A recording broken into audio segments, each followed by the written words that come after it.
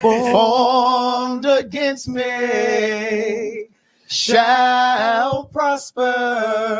Oh, it won't work. No weapon formed against me.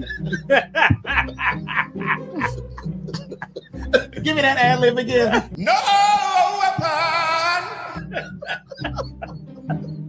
One more time. No weapon. One more time. No weapon. Who the fuck y'all hoes Okay, the facts are back. So who the fuck y'all hoes think it was, bitch, or what time of day it was? Okay. You gotta understand that this is a community-based project. We're not getting any funding from the government. I've seen bitches out there talking about, wait till Trump hears about this. Trump can suck my dick. I got to wait till Tuesday, okay? Oh my God. I just need to keep hearing that right there. Hey, you are awesomely awesome. And you're the best. You're the best blessed. Just hell.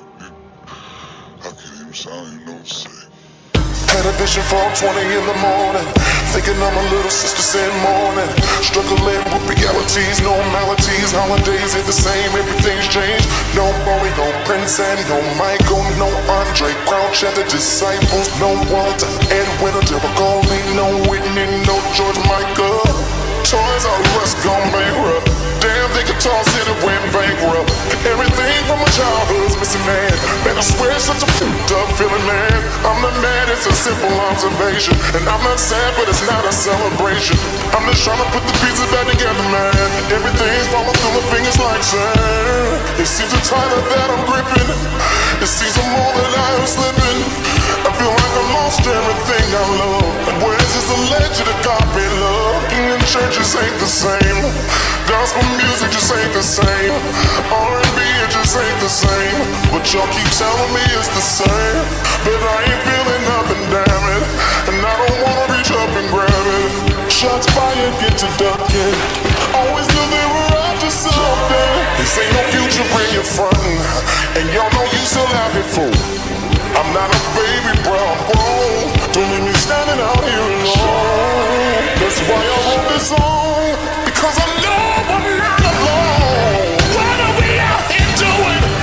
What are we out here saying? People don't care no more. So fuck it, I don't care no more. If this is too much for you to handle, I was always too much to handle.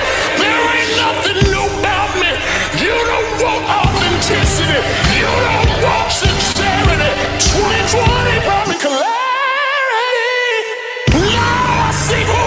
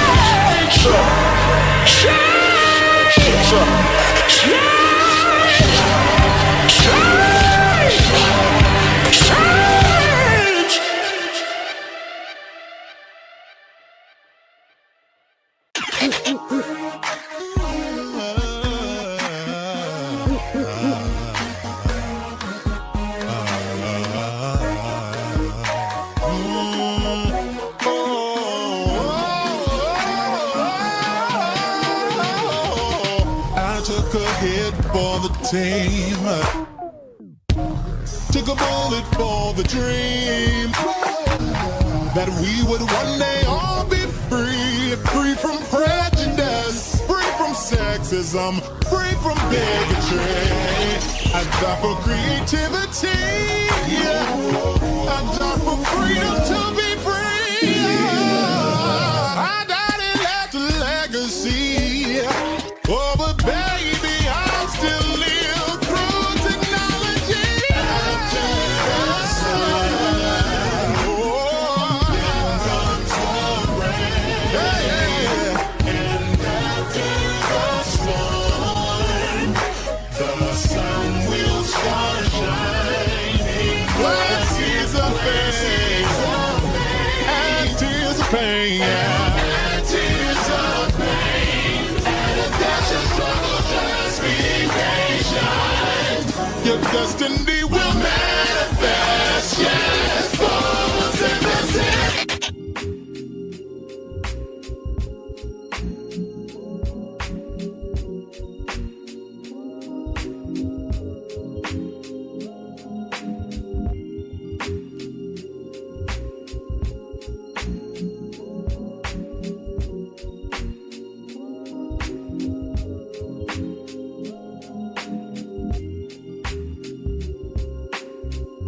What is going on? What's going on? What's going on, fam? What's going on? It's your dude BubzDaGawd here with yet another live for you all.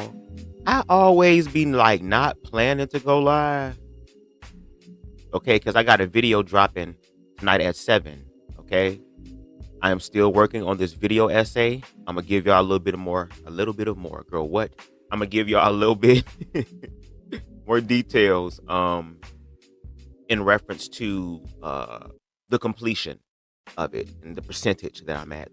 But I think y'all gonna like it. I'm giving y'all like half, a little over a half, no shade, of the first part of the video essay, just so y'all can kind of see where I'm about to send y'all. Okay, no shade. But before we get started, first of all, what's going on, Sean? I hope everything is well with you.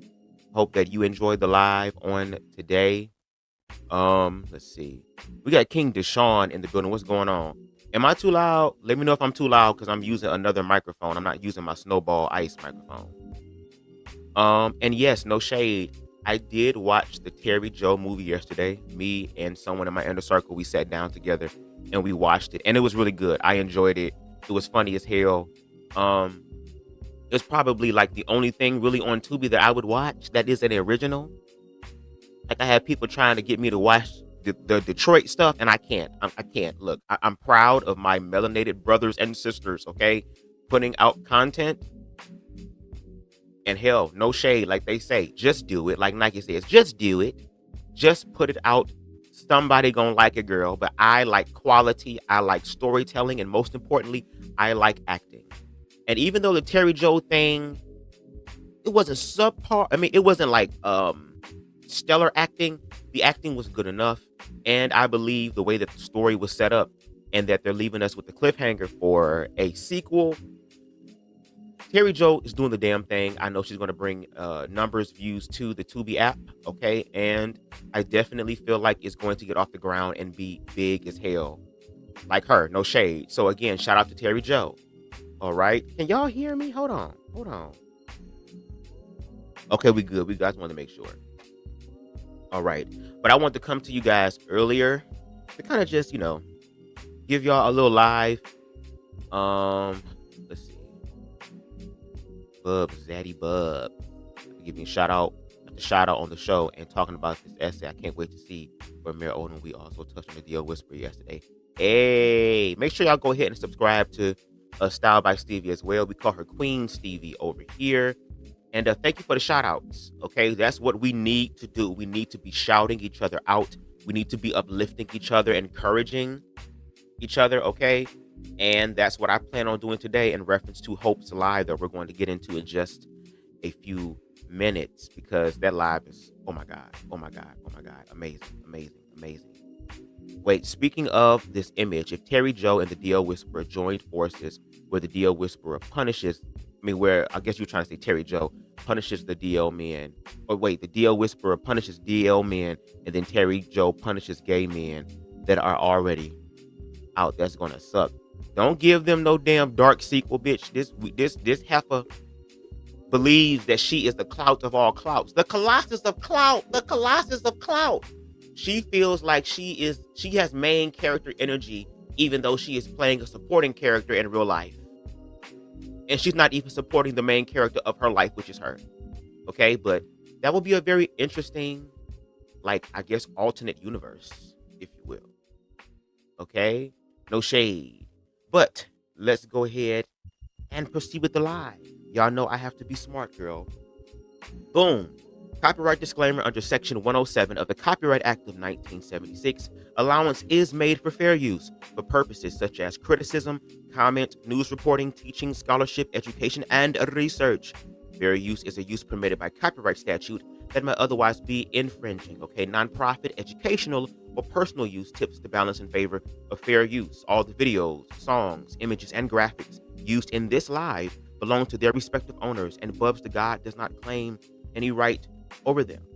So, as you all know, I have been working on this video essay, and baby, the way that this shit is going to be, I'm BubzDaGawd. I'm gonna continue to outdo myself, and if other people don't see it, that's fine. I'm talking about me. Okay, I'm just sharing my thoughts and my creative energy and perspective with the world.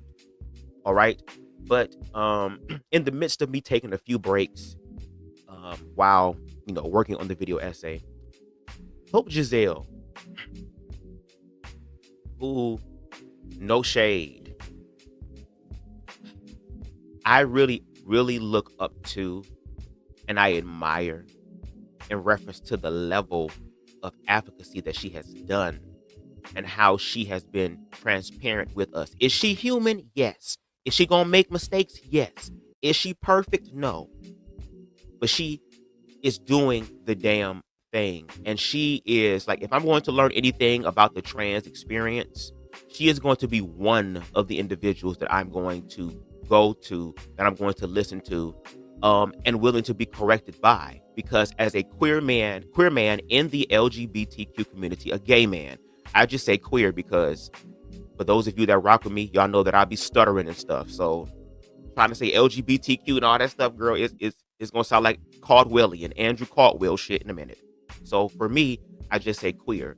But as a same gender loving man, a gay man, a queer man, especially that of color, and all of the research, all of the documentaries, all of the other content creators that I've watched and lifted up, for example, like J Inclusive, who has documented a lot of the unfortunate experiences that trans women of color has went through, and unfortunately underneath this administration will go through. I see it as a duty to be my sister's keeper and to stand in the gaps and to protect those who are the most marginalized in the queer experience.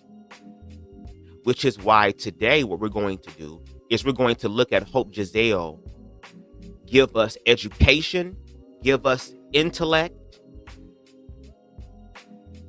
give us beauty, give us that fiery passion that she's known for. Some hoes think it's anger. No, bitch, it's called passion. Anger would be just me put my hands and foots and elbows and knees and toes on your ass. Do you get me what I'm trying to tell you, what I'm trying to say?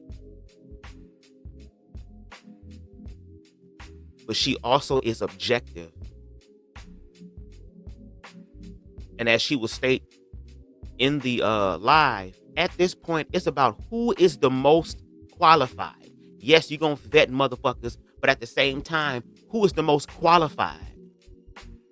I don't give a damn if it's a heterosexual, queer, man, woman, and the spectrum thereof, black, white, your ethnicity, your place of origin. I don't give a damn. If you are a person who cares about humanity and you have a good heart and you are empathetic and you can get the job done, that's what the fuck I want. It's kind of like the joke that was said on Queens of Comedy. No, I don't want your number. You gonna fuck around and miss your man with that hood shit.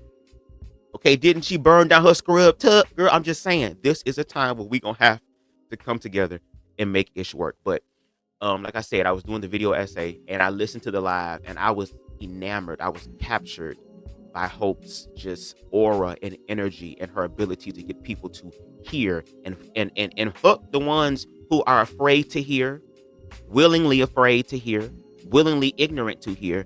I hear. And I listened to maybe the last 20-30 minutes of the live. And I said to myself, I'm going to go live and react to this. And here we are. So, without further ado, ladies and gentlemen, and everyone in between, girl, all right, we are going to listen to Hope's message for Americans, for humans, okay? No shade. And I'm going to try my best not to pause because I really want her ass to speak because, baby, she's one of those people to where it's like, girl, all you can really do is, it's kind of like CTV, bitch. You got to be able to shut the hell up and listen sometimes. And y'all know that I can talk, baby.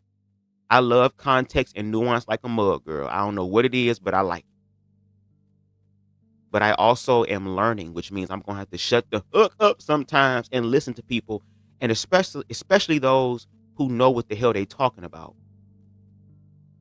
Okay? Because I appreciate wisdom, but I do not submit to old, young, or whoever fools. And in the words of Miss Cinderella Girl, by way of Whitney Houston Girl, because the world is full of zanies and fools. Okay?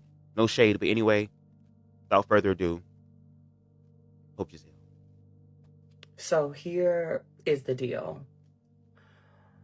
Last night, we all went to bed, and I think that for most of us, we went to bed understanding the system that we live in. We went to bed understanding the world as it is. We went to bed understanding that we are a part of a hostile government takeover, that we are interacting with a commander-in-chief who seeks to do nothing more than to destroy the world that he won't even last long enough to live in. We sat last night and we went to bed understanding what we thought was the way that we were going to maneuver these next 4 years, in a state of constant caution, in a state of constant organizing, in a state of constant disbelief for what we were seeing. Every single day, we have watched people be murdered in front of our eyes. We've watched our family members be taken. We've watched other people's family members be taken. We've watched countless of people be fired. We've watched countless people have their resources taken. We've watched countless numbers of American citizens be told that their lives are worthless, that their families' lives are worthless, that nothing that they care about is important. And then we watch people like Don Lemon and Georgia and Jamel and the name of the other person escapes me, but we watch these 4 people be carted off for their part in watching or witnessing or being able to document a protest done by the people of Minneapolis. And the thing that's really interesting to me is that there are still people out here making motherfucking get ready with me videos. There are still people out here doing Louboutin unboxings. There are still brand organizing the community or the comms department to look up what new influencers are going to set the record this year for their community unrest department. Which black person, which queer person, which woman, which man is going to get them the engagement and the clicks that they need because of the state of unrest that we are in.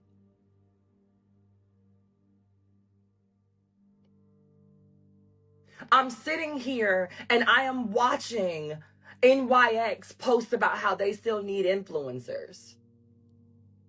I'm sitting here and I'm watching Mac and Urban Decay and Uber and all of these people continue to promote how they need this and how they need that and visibility for these things and visibility for that thing. I'm sitting here and I'm watching some of the people that I adore and I love go on about posting thirst traps as if we are living in a space where a thirst trap is gonna save us. Bitch, are y'all crazy? That was an excellent part to pause. I'm going to try not to be long because, like I said, my video dropping at 7 o'clock, okay?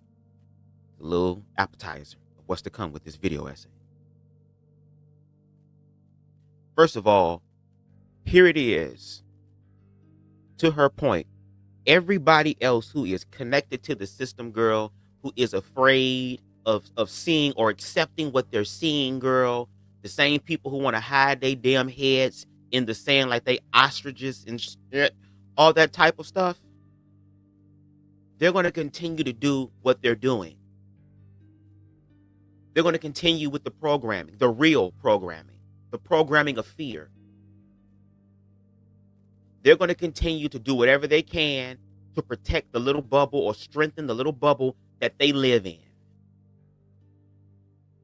Not realizing that the universe is going to allow these things to happen because we ain't doing the work. But here it is. A black woman of trans experience. The one who has every right to say, fuck this system, fuck black people, fuck the queer community, fuck all of y'all because y'all don't care about us. The one that you would think or believe who was hurt by their own people, they would do some Amir Odom shit. They would do some DL Whisperer shit. They would do some Christian Walker shit. They would do some Candace Owen shit. They would do some Officer Tatum shit. They would do that coon. There's a new coon in town shit. And join the forces of those other individuals who they know is going to hurt their own community. But I want to get my lick back. And since I can't beat them, I'm going to join the motherfuckers that can beat them. But yet here she is, using her platform, using her visibility, using the reach that she has, and no shade because she is as open and honest with her truth, low-key putting a bigger target on her back.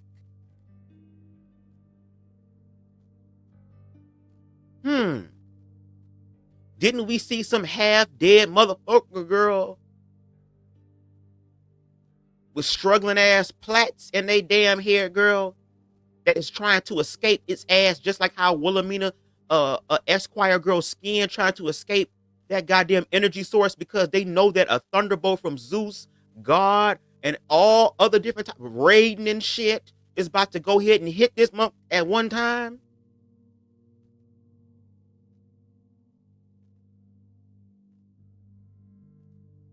But wasn't some underling of the Esquire girl sitting here stating that trans women are doing nothing but harming the black community and harming black women and harming children, when in actuality, it's harming the motherfucking woman, the feminine energy inside the DL Whisperer girl, because he wants the zick. And from what we saw, girl, you can't even take it. You got all that sass in that mouth and you can't even take it? And then had the nerve to make fun of Marsha P. Johnson, had nerve to have to make fun of Sylvia Rivera and Miss Majors and all of the current trans women that are doing the job that the niggas that maybe both of y'all hooking ain't gonna do.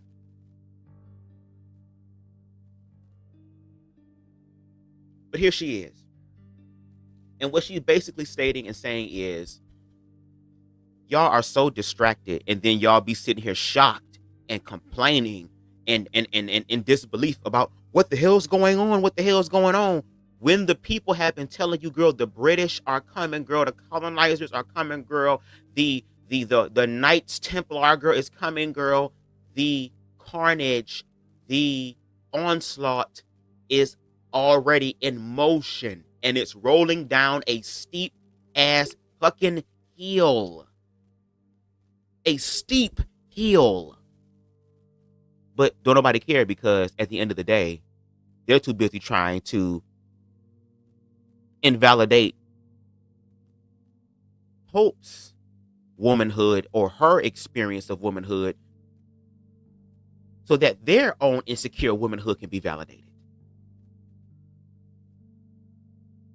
But I bet you that the onslaught really kicked up into high gear in your neighborhood, baby, and they was coming in and taking people out of their houses next door, out of the houses next door to you, and you was next. While you telling your children to be quiet while they crying, don't know what the fuck finna happen, and you scared too, you gonna want a Hope Giselle or a Dominique Morgan or a Fairy Puss or a T.S. Madison or a Queen Stevie. You gonna want one of them helping your ass out. But this be the problem, and we gonna get into that more.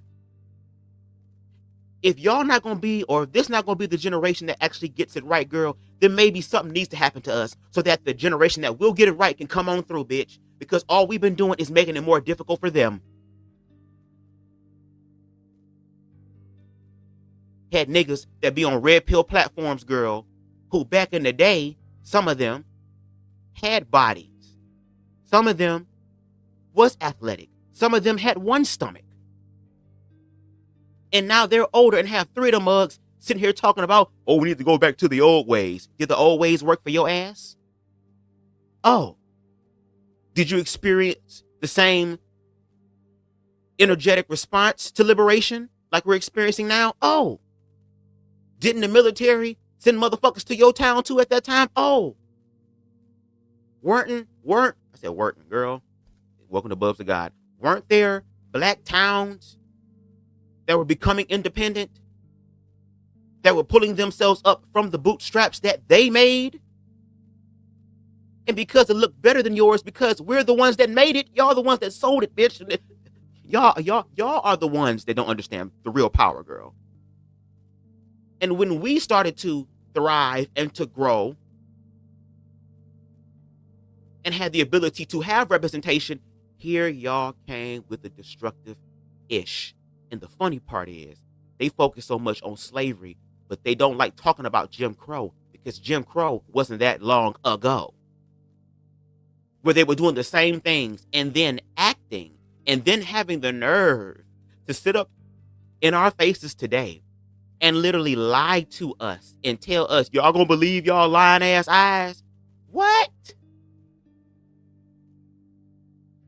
Y'all can arrest all type of people. Y'all can throw all type of people in jail, girl. Y'all can sit up here and beat all type of people and unalive people talking about you looking for the criminals. Meanwhile, you're employed by the criminals. Girl, continue, Hope. Are y'all fucking crazy?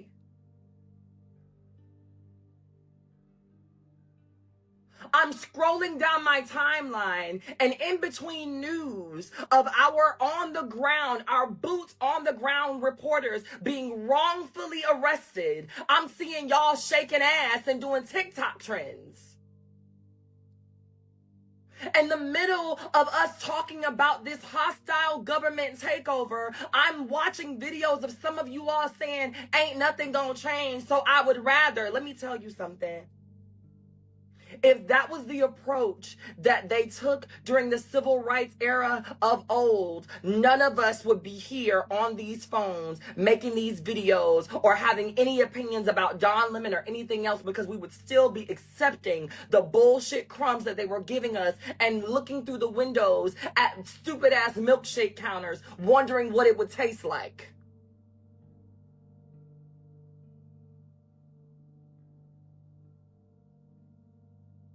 Y'all are propping up influencers in order to make civil rights and civil unrest look cool. Stop that shit. Y'all are propping up black voices in order to commodify what it looks like to be a person of influence in a time where nobody gives a fuck about how good you look while you're doing it.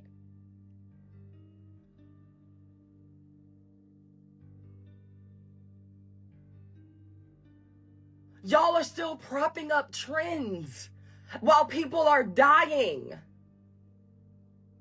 And I understand the need to escape, but at the end of the day, when it's around you everywhere you fucking look, to not discuss it is wild. When it's around you everywhere you fucking look, to be out here creating things that don't even feel like they're for the people feels disgusting. And I'm not going to say that people only care about themselves, because there are things that are in the works that I am sitting here like, do I even want to do that anymore?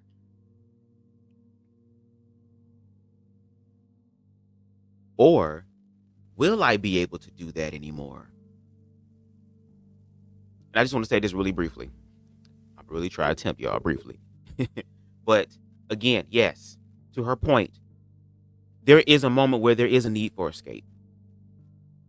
When shit gets stressed the hell out and something going on, sometimes you got to be able to find some sort of relief.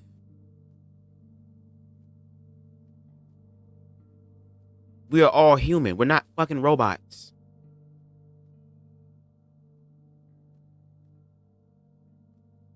But we're going to have to start being more intentional when it comes to escaping and being productive in that escape, because what that escapism is from the system.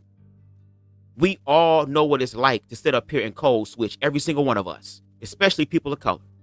We all got our professional voices, and we all got our real voices. That's why we love being at home, because that is our domain. It's our humble abode. It's the place where we can take the mask off. And even sometimes in the house with certain things, especially in the queer community, if your ass is on the DL, girl, you still got to wear a mask.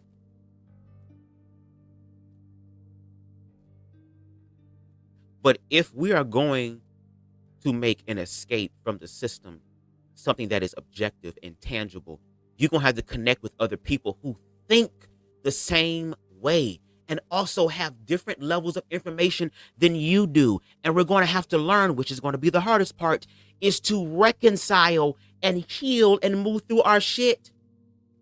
Which means, like, for example, let's use The Handmaid's Tale, for example, because that seems the most realistic. And for the people sitting out there talking about, oh, that can't really happen. Girl, I'm not talking to y'all, because y'all the ones with y'all heads in the sand. I'm talking about the ones that can see, but you afraid, but you see, girl. Your heart racing hard as hell, fast as hell, girl. Not your heart rate fast as hell. I mean, hard as hell, girl. Y'all know what I mean. Not your heart beating fast out your chest. Okay, your heart rate is up. Okay, your knees is weak. You're feeling nauseous and stuff, but you ain't let it consume you. You're just in a certain level of awareness. That body is in awareness, alert mode. Let's say there is a moment where, after some of the carnage has happened and we've seen the onslaught and lawlessness begins, and you happen to find a group of people or a shelter of different types of people. Different types of people. Let me say it in different voices, bitch. Different types of people. We got another voice. Different types of people. Hold on. Different types of people. Different types of people. Different types of people coming together in a space.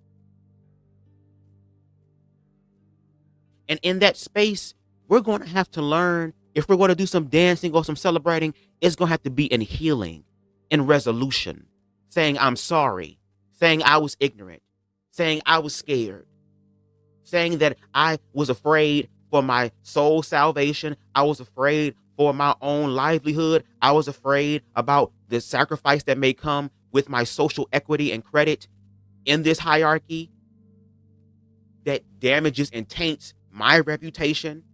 And especially with the whole gay-ish, especially in the Black community, which is still very destructive, that can mess up your career. But now that fake ass reality that we all were subscribing to, girl, that told us that we would never be enough, that we would never be, girl, 99 and a half is just gonna do because we would never make 100.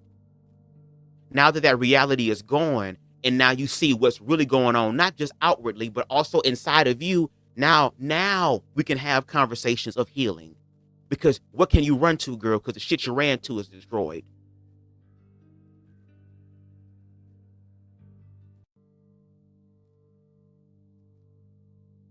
How you gonna move now that your shit is destroyed? All the stuff you've been indoctrinated to believe is falling apart, and now it's laying down on you.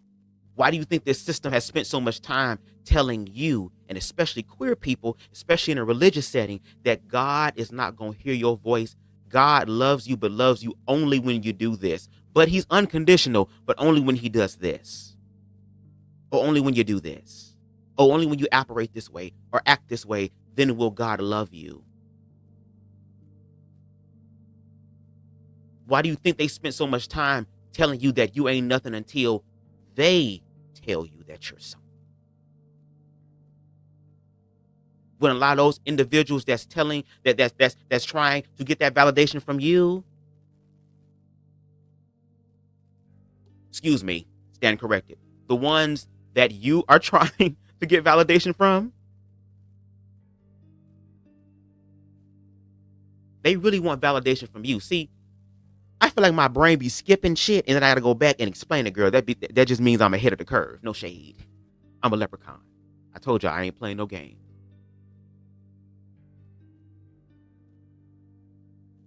It's like another analogy. When the colonizers came, we had the land and they had the Bible. They then taught us how to pray.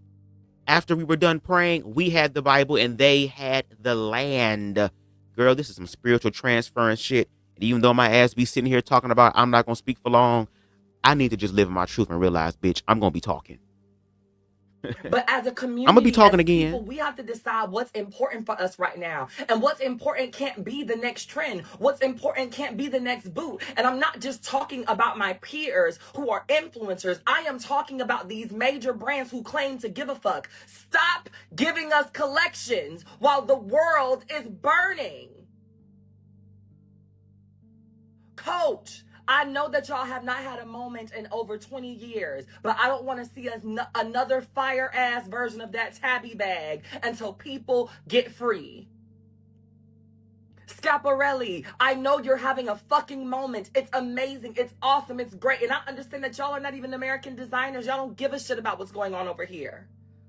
But do you not think that they're taking notes? I don't want another amazing gown while people are dying. And to Beyonce and the Met Gala and Anna Wintour, I don't give a fuck about the first Monday in March or May. I don't care. Unless Act 3 is gonna be the revolution paid for by Beyonce's camp, I don't care. Not right now. Not right now, because the people are literally dying, Kim.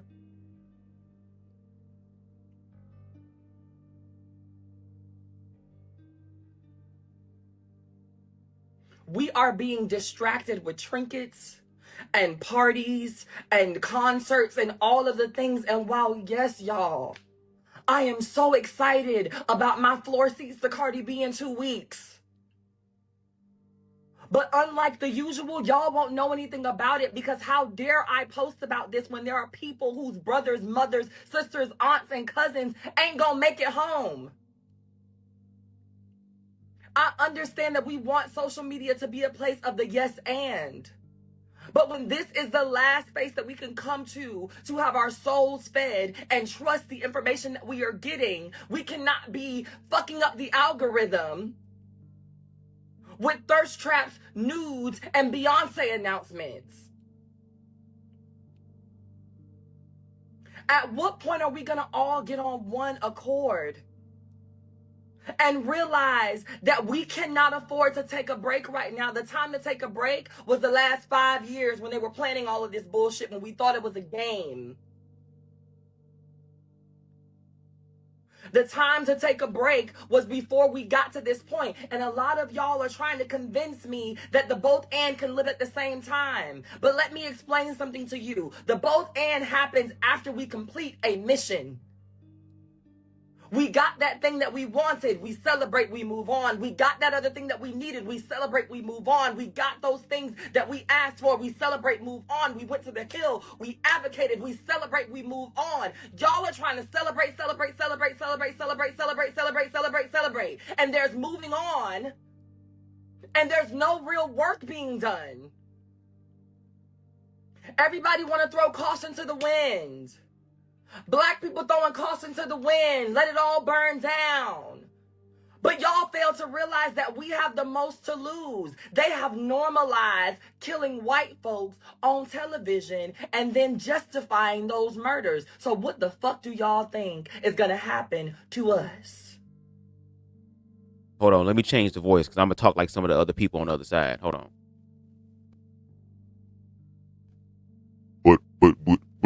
But hold on, Hope. Hold on. See, what you're doing right now is you're fear-mongering. See, black people always, and mind you, this is a black person saying this with a fupa. A black man who is a cisgendered male but has Triple H long-ass orangutan yitties and a fupa to match saying this. But see, it's always, y'all black people, y'all always talk about the past. Y'all always talk about what happened. It's different now. We have the ability to rise and ascend. And I didn't do it with DEI. Even though you're over here being Uncle Tom, girl. You ain't got to do DEI, girl. You just became a token. No shade. Wasn't there a particular person that got some sort of card, girl, and it was just a memento? I'm just saying. But Hope, what you're doing right now is fear-mongering. And see, that's what these black queer people, these black gay people, these black cosplaying people do. They like to infiltrate the black community or the black movement and then become parasites or have some sort of demonic symbiotic relationship with the black community. Meanwhile, she is up here using her platform to speak about the issues that the individuals who are trying to be the white men of the black community cannot do because their ankles and their kneecaps and their heart ventricles won't allow them to do so.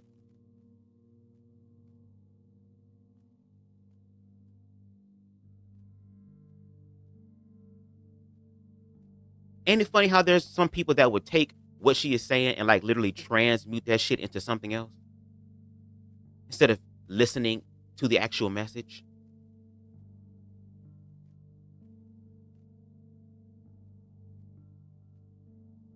She said that there is no surprise that now, because of what's happening, because they are now in control of the algorithm, they are in control, the majority control of media. They are masters and manipulators when it comes down to programming. That there was this all of a sudden rise in certain influencers in the Christian sector, in the conservative sector, just out of nowhere. Hundreds of thousands of views out of nowhere. Hundreds and thousands of possibly millions of subscribers out of nowhere. All type of events, all type of things happening out of nowhere. And now that there are people that are on the ground that are being objective and being fair and being unbiased, non-biased to see what's actually going on, studying to show themselves approved, we see what is happening to those people. And of course, it's not a surprise that the algorithm is rushed with all this materialistic shit. Instead of facing the shit, go ahead and buy this new bag. Instead of seeing what's happening in objective reality, go ahead and get this going and buy this. And you got to go to Target and you got to go to Michael's and then you have to go to Walmart and then you have to go and stop at McDonald's because the kids is hungry and you don't feel like cooking. Then you got to go home and then Alexa listening to your ass, goddamn Siri listening to your ass, girl. Everybody is listening to your damn ass.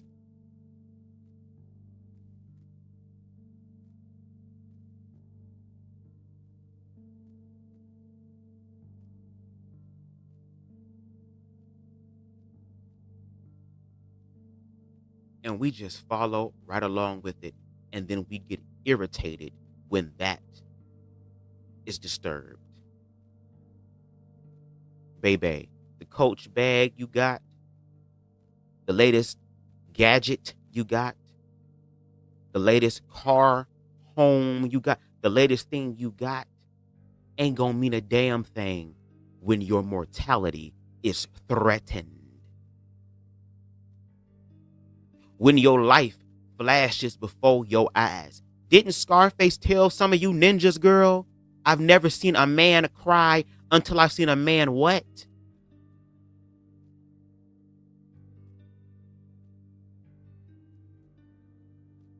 And to her point, before we continue, we need to also celebrate after the victory. Because as she's going to mention later on, that's what they do. They do some destructive shit. They have balls and throw parties. They celebrate energetically with their victory. What the hell do you think they did when the insurrection happened? That was literal proof. That was a literal ritual, a manifestation of what America was going to become, and they completed it. It was symbolic. And we so conditioned in the system to believe that these people are going to be reasonable with us when they've shown us. And especially for black and brown and oppressed groups of people, we don't even need to be motherfucking surprised because we already know what's going on. If anything, it's just, oh, we in the end games now because they attacking their own. The system is starting to eat itself. And since we've been rejected from the system so much, I think what we as black people or oppressed groups of people need to do is just say, go ahead and have a bitch then. The mechanism is already created to where, baby, it's going to be us or nothing at all.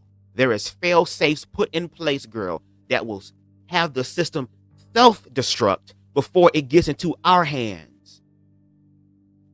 But we got to realize, and I mean our hands as far as the people, the American people, those who care about being the melting pot and actually manifesting not just the dream and the hope of the slave, but the American dream that all men are created equal.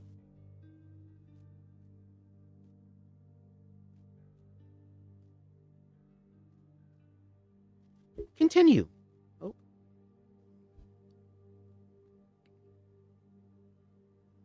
Huh? They have justified, they have finally justified killing their own on national television and then coming back to us and telling you ain't see that. That's what they did. They unalived those people on national television and then turned around and told us y'all ain't see that. And those were white folks. So what do y'all think is going to happen? What do y'all think is going to happen when they finally get off of their scary cat asses and turn that attention to the people that they despise the most? And some of us don't have a plan. Some of y'all mamas finna lose they SNAP benefits for real, and you don't have a plan. Some of y'all are out here not sure where your next meal is coming from, and you don't have a plan. Some of you all don't know that your boss is about to fire you for being black and is gonna get away with it because of this new regime, and you don't have a plan. And just to say this real quick, a side note, at 7 o'clock, when I give y'all an appetizer, girl, I gave y'all some damn free breadsticks with that teaser trailer, right? Y'all was kind of like, what's going on? I don't get it. This appetizer, y'all gonna be like, yeah, girl, I'm ready. Because again, the same talking points that she's speaking about as far as people saying or ignoring or pretending or acting like things ain't happening, girl, it's not just conservative white people. It's not just heterosexual black people. It's even in our own queer community, because Mr. Amir Odom is sitting here trying hard as hell in his spirit to be objective, but that fear is preventing him from doing that. Okay? Just wanted to state that. So make sure y'all go ahead and stay tuned for the video dropping at 7 o'clock. Okay? As black and brown people, we still out here arguing about what's a fucking woman. And yes, I'm going there. Because the fact that we are still having that one-sided, stupid-ass, dumbass debate when we are dying in the streets is wild. Very. Y'all still are going on tours talking about 50-50 and making that content viral. Y'all are out here playing pop the fucking balloon, and these people are popping us in real time.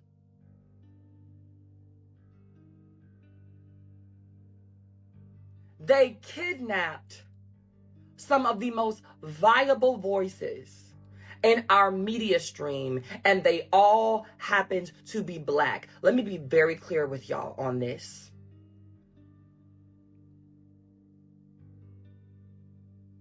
Let me be very clear with y'all on this. There were several different reporters that reported about that church protest. There were several different influencers that were there, that did their due diligence, that talked about what happened boots on the ground. And out of all of the people they could find, y'all magically delicious looking asses decided that the 4 motherfuckers y'all was going to arrest about that specific protest weren't a plethora of different people who were boots on the ground. It was 4 black influential people. And do you know why?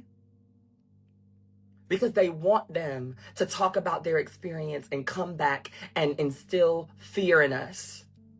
Do not be surprised when these people come back and they give their account, when they go live, when Don Lemon inevitably goes live to tell his story. And no shade. That's why history is important. She just said it. Some of the most prominent, independent, prominent voices, not the ones that bent the knee. Not the ones that accepted the real mark of the damn beast. They did to Don Lemon and the others exactly what they did to those in the civil rights movement. Hello, wasn't Martin Luther King ass in prison or in jail? Excuse me, not prison. Wasn't he in jail? Wasn't some of y'all granddaddies and uncles and aunties and great cousins and shit? Wasn't they ass just thrown in the back of paddy wagons too? Because they decided to have dine-ins or sit-ins? Or simply walk down the street singing "We Shall Overcome" while dogs and water hoses and people coming out of their homes, girl, to join in the goddamn tirade of bullshit. That's what I'm saying. Like, and then these are the same people that will sit up here, unalive those people who are trying to make change, and then use the peaceful parts of them to use against us. Be like, they have us thinking like, well, maybe we should do this because Martin Luther King did say peaceful and all this other type of stuff. But these people have not been.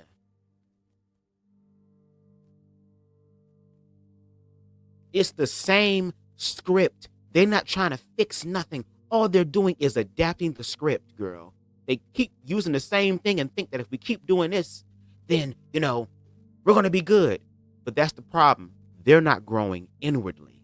They're growing outwardly. They're becoming more attached to this system because that's all they fucking know. Because they found a way to find validation in a system that will never complete them. So instead of healing that, reconciling that, they try to project that onto us so that they don't feel lonely in their own insecurities. That's why fear is imperative when it comes down to these people. It's just like Homelander in The Boys.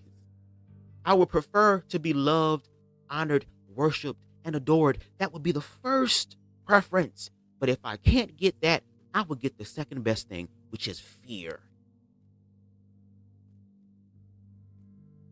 These people are willing to accept the fake shit instead of working on themselves so they can receive the real ish, and then get mad at individuals like Hope Giselle, who has learned to love herself and is continuing to evolve on this journey of self-love. Try to snuff her ass out, and they ain't really got to do much. All they got to do is get some of these other dumb, low vibrational, ignorant ass ninjas out here to do the work for them. It's a lot of step and fetch it, spirited ass individuals in the black community That's always been the case as well. Again, do your own research. Study to show thyself approved. This ain't new. It's just new for us in our own subjective anecdotal experience. But it's not new in reference to human history. And if only we could learn the historical aspect of it and then make a change, maybe things will get better. And I say maybe because obviously we ain't ready yet from the looks of it. When Georgia inevitably goes live to talk us through it. Don't be surprised when these people speak about the horrendous nature by which they were treated by this regime, because that is the design.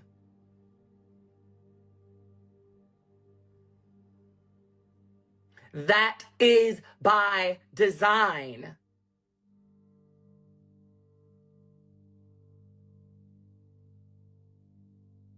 I was at a march the day before yesterday. And I was out there and I was marching and I was raising my voice. And I was speaking and we went to the Florida State Capitol and it was all of these things. And I posted about the march and I had people who loved me telling me to take my ass home because they needed my voice. But then I get on the internet and I use my voice and I have people telling me to shut up because I am just the talking head and we need to do more than talk. Let me pause there real quick. And I understand, and I want y'all to understand this. Whatever your level of activism is, just make sure that you're efficient in it. Because we needed people to organize organize meetings and strategize. We needed people on the ground. We needed people thinking. We needed people reading. We needed people talking and getting the word out. We need to start thinking of advocacy like a fucking tree. There are so many different branches, big ass branches, little branches, but all of it makes up the tree. And one level of activism that I'm going to do is to use my creative aspect of it through my content. Because I understand that especially when it comes down to ninjas need entertainment. We need some entertainment, girl. You just can't sing Twinkle, Twinkle, Little Star. We gonna want some runs. We gonna want a little bit of Lowry seasoning salt, girl. We've been through some shit, so we want you to be able to do some shit that's gonna make us feel something. Because black people feel. We just need to be more balanced in thought. But feel.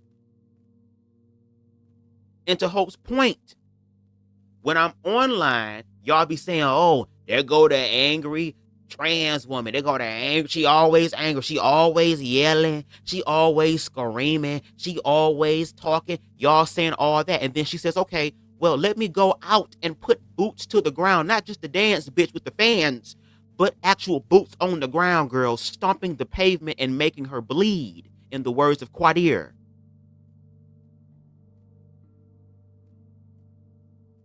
And there's been moments where she has marched alone.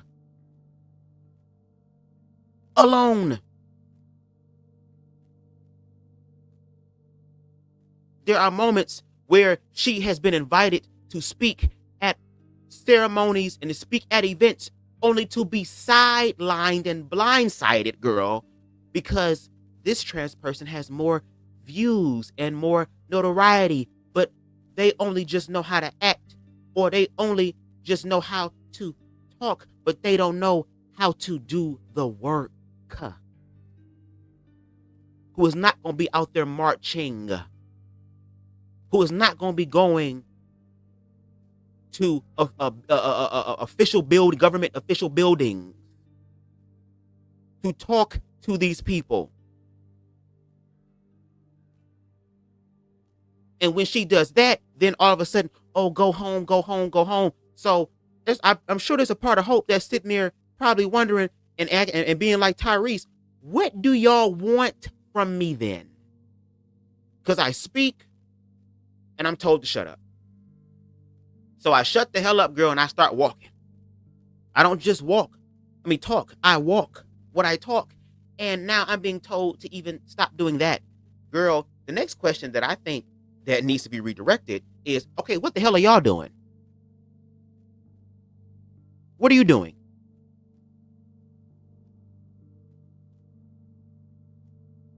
What are you doing every single day that is contributing to humanity?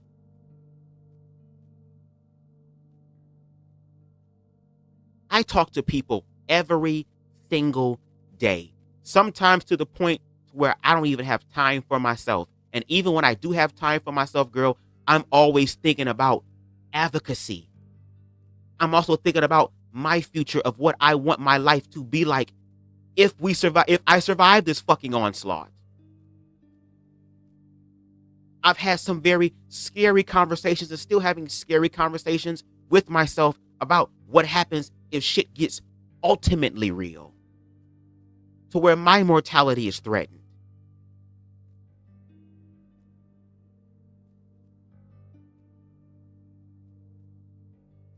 But I know one thing that I'm going to continue to choose is life, is living. What's going on, Queen Spicy? That's one thing I'm going to keep doing, is living. Because we don't know when we're going to be taking out this mug. But I know until then, girl, that's none of my, as far as when it's going to happen, how it's going to happen, that's not my concern. My concern is how I live. And because Hope Giselle, T.S. Madison, Dominique Morgan, Fairy Puss, Diamond Styles, Conscious TV, Reckless Logic, BubzDaGawd, YB Entertainment,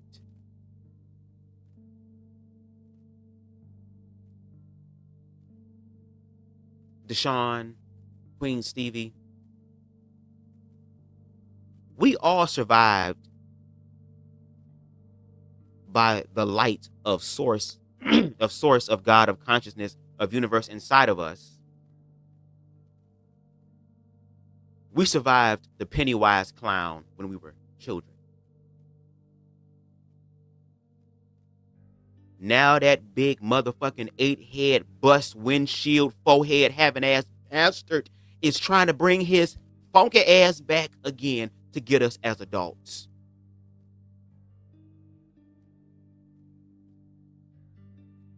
It almost took us out as children. It almost took us out in our youth.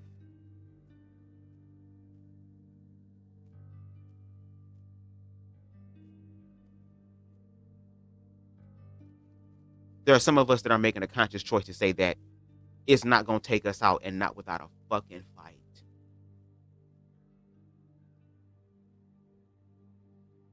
Because what did not unalive us has definitely made us stronger. And I don't think you want to mess with a group of people who have 400 plus years of pent up rage and anger so dense,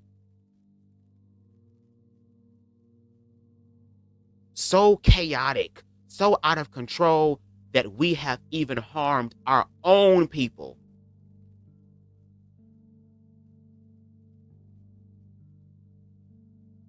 And then y'all sit up here and demonize us for that without even admitting to how the fuck we got here. Yeah, if I was on the other side, I would be afraid of what the hell that shit looks like coming at us too.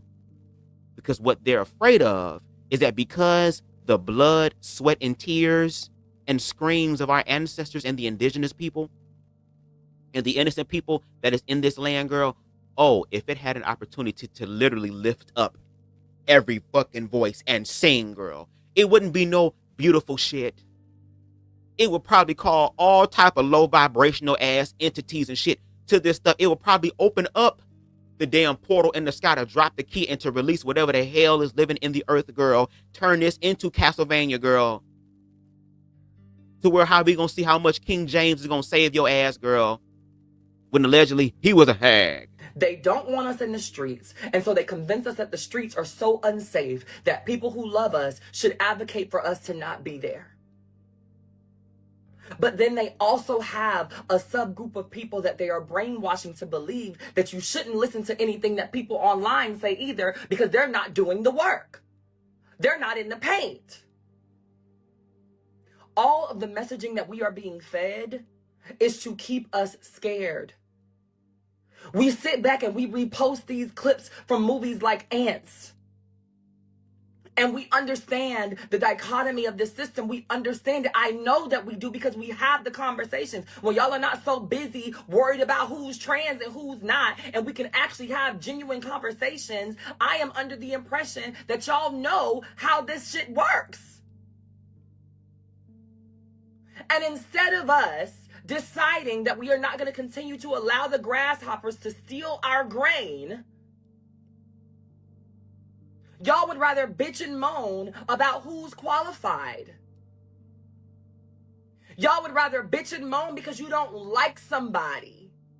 You don't like that person's voice. You don't like the way that person organizes. I don't give a fuck about half of y'all. There's a lot of bitches in this movement work that I don't like. But the work gotta be done, so fuck what I like and what I don't like. Over the last 4 days on Instagram alone, I have gotten 20,000 followers from a video that I made in my bed. I get online to talk about actual issues that are happening in the moment, and I can barely sustain 100 people who are willing to listen because so many of us are so detached from wanting to hear the truth unless it is in sound bites with gimmicks and whistles, or unless it's coming from a person who looks like they don't give a shit. You didn't take time to do this. You didn't take time to do this. You did guerrilla theater, and so I can respect it. I need y'all to also stop having rules for who you decide is worth listening to. My bad, y'all. Hold on. No shade. And I'm going to say it like this. I'm glad that people got microphones, and I'm glad that people talking, because at this point, I need to know exactly what the hell y'all is saying. Because, baby, when y'all talk, all I see that as is information.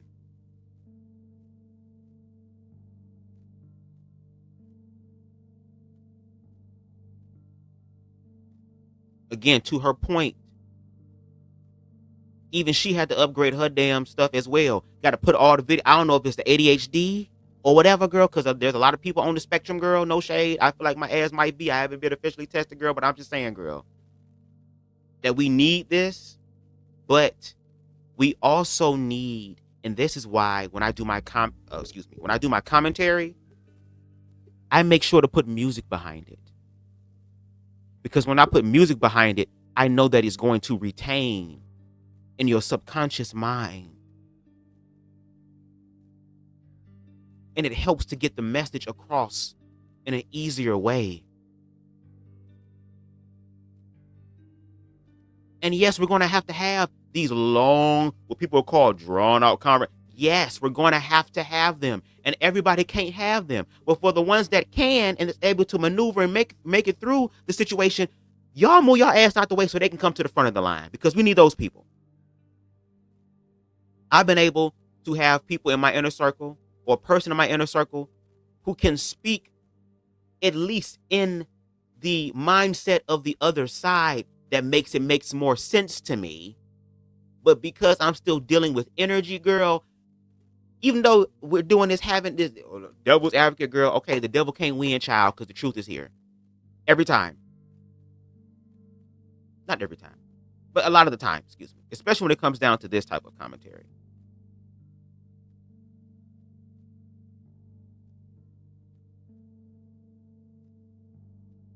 But we're at a place to where we have to listen to the message. The message. Y'all be so concerned about what the messenger looks like, what they got going on in their background, how they look, girl. Is they skin together, girl? Is they jawline together, girl? Are they everything? Girl, eventually you're going to have to listen. And if it's hard to do that, just like I tell people, put especially my lives, not my video essays. I want y'all to watch those. But as far as my lives, put it on in the background while you're doing something, while you're cooking, cleaning, and washing everything. And I want y'all to feel it. In 2026, we have to feel. We can't deny our feelings. Get the fuck up out your feelings. No, you're not aware of your feelings until it's the awareness of low vibrational ones. And those feelings be so they be so intense because you're not aware of them.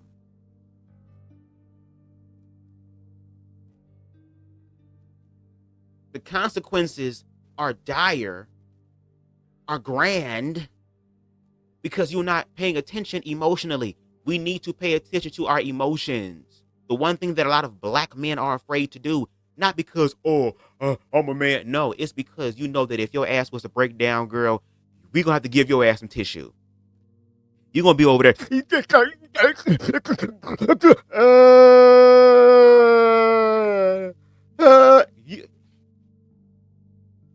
And that's okay. Because like CTV said, girl, crying is like the soul's way of throwing up. Just like how when you eat something, and if your body views it as something that is dangerous or toxic, or that could be problematic to the body, one of the ways that it will remove it is by vomiting. So when you cry, it's literally the same thing. That's why it be so intense. But you feel so much better afterwards, especially when you learn to let it go.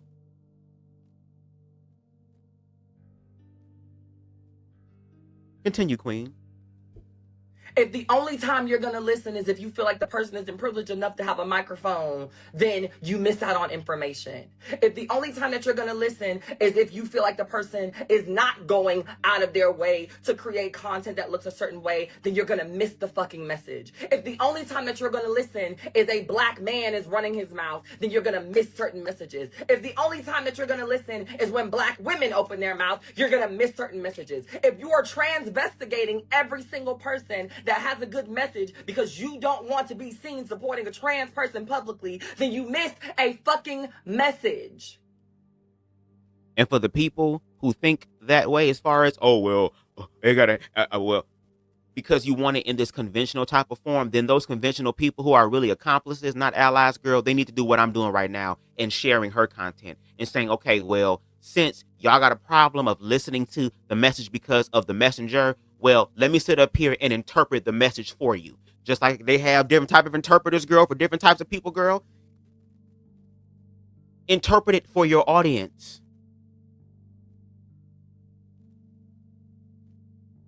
For the heterosexual black men that understand what's going on and stand in solidarity with humanity, including trans women of color, y'all need to be doing what I'm doing on y'all platforms.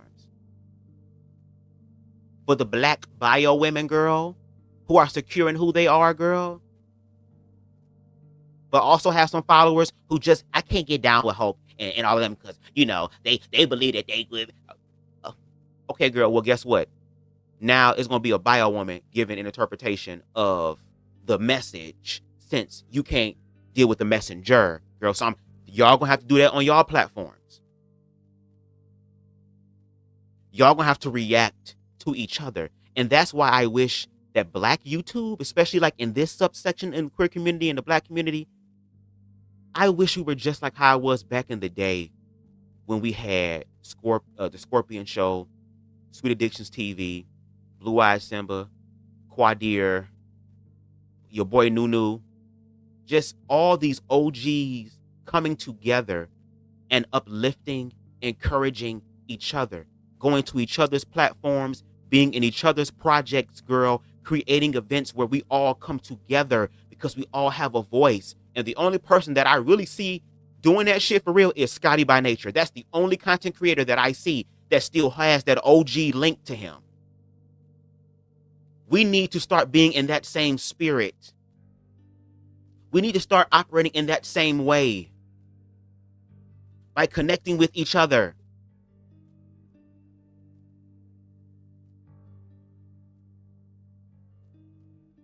And this is the time to do it. And here it is. The queer people are the ones that are always showing. Meanwhile, the ones who keep talking about our queerness ain't doing nothing but praying on it.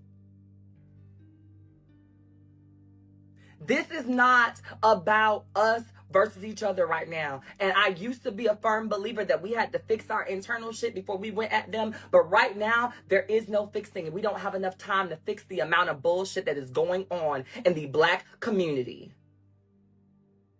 No shade. Now, this is the one part where I'm going to have to kind of offer a little pushback, Hope. Maybe for white America, it's not time for them because now they got to actually do the work. Now that they removed all the DEIs and all the people who took Bill's job. Hold on. They took Bill's job. Can you believe that? Fucking monkey came through today and he got the damn job. I was so upset. I was so pissed off. See, it's this DEI stuff. Baby, all the people who said all that stuff, now we get to sit back and watch you do it. Show us how it's done. Please, show us. We would love for you to demonstrate, and that'd be the motherfucking problem. People love giving commentary, girl, but don't want to offer no damn solution or don't have the resources for the solution. They want to critique your ass, but don't want to give you the game. They want to sit up here and talk ish, but don't want to help you get off the ish. That's why the people around me, girl, do better than me. Think differently than me so that I can evolve.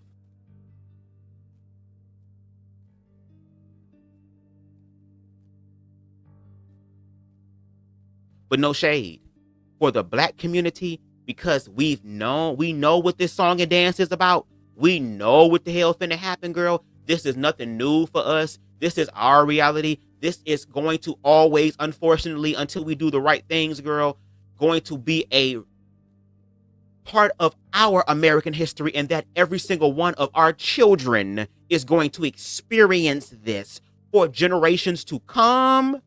Yeah. We need to start having conversations because we actually have wounded ourselves. We cannot talk about black solidarity when Mook Mook is trying to unalive Ray Ray.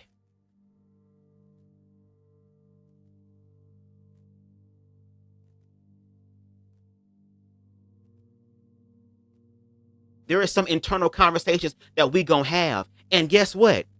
Let's say we sit up here and we work on getting the outward shit done. All we gonna do is go back to our regular scheduled programming because there was nothing else for us to learn that was new. It's kind of like when slavery happened, girl. When we were free slaves, a lot of motherfuckers didn't know what freedom was like. So what did? They went back. There's a lot of people in the black community that's going to go back. So since shit is breaking the fuck down, this will be the ample time to come together and have internal conversations. Because again, if we were like the white community where, oh my God, Caucasian people are getting shot on TV and they're getting away with it, then I can understand, girl, we ain't got time, girl, come together. But that's been our experience since we were brought to this shores. And even for the original indigenous, I think the word is aboriginal people that was here, that has been the experience. This is another wash and rinse cycle that they are doing. And if we know how the cycle is going to be, especially since we've built the institution that is oppressing us, our ancestors was the one that brought them all this wealth. Since we have built, once those ninjas are done building that, call it the White House. Since we finished building the country, girl, for them for free, with no damn indentured servant, girl, you was a slave. Since we know that this is the case, we need to do something different. We can't play into the script that they want us to play into. We already tried that. We already tried wanting to be a part of this system. And what did they do? They showed us no. And if we are, we're going to be right here, and we better deal and accept with where we're at on the totem pole. Then when we started to walk away, or certain communities or groups started to walk away, they exterminated those people, because if those people could be seen as successful and give black people Wakanda for real, girl, it's over with. Because we are the foundation of this country. Our ancestors is the foundation of this country. And if that foundation is removed, the whole thing fucking implodes. So, no shade. I love Hope. I respect her, appreciate her, girl. And I know she's going to educate the hell out of me. And I'm going to take it. But on this part, I do offer a little pushback. We need to start having conversations about healing. Because you cannot fight the fight outside of you if you have an internal hemorrhage or internal bleeding. You got to focus on yourself first. You got to be able to make sure that you good first before you can be good for anybody else. No shade.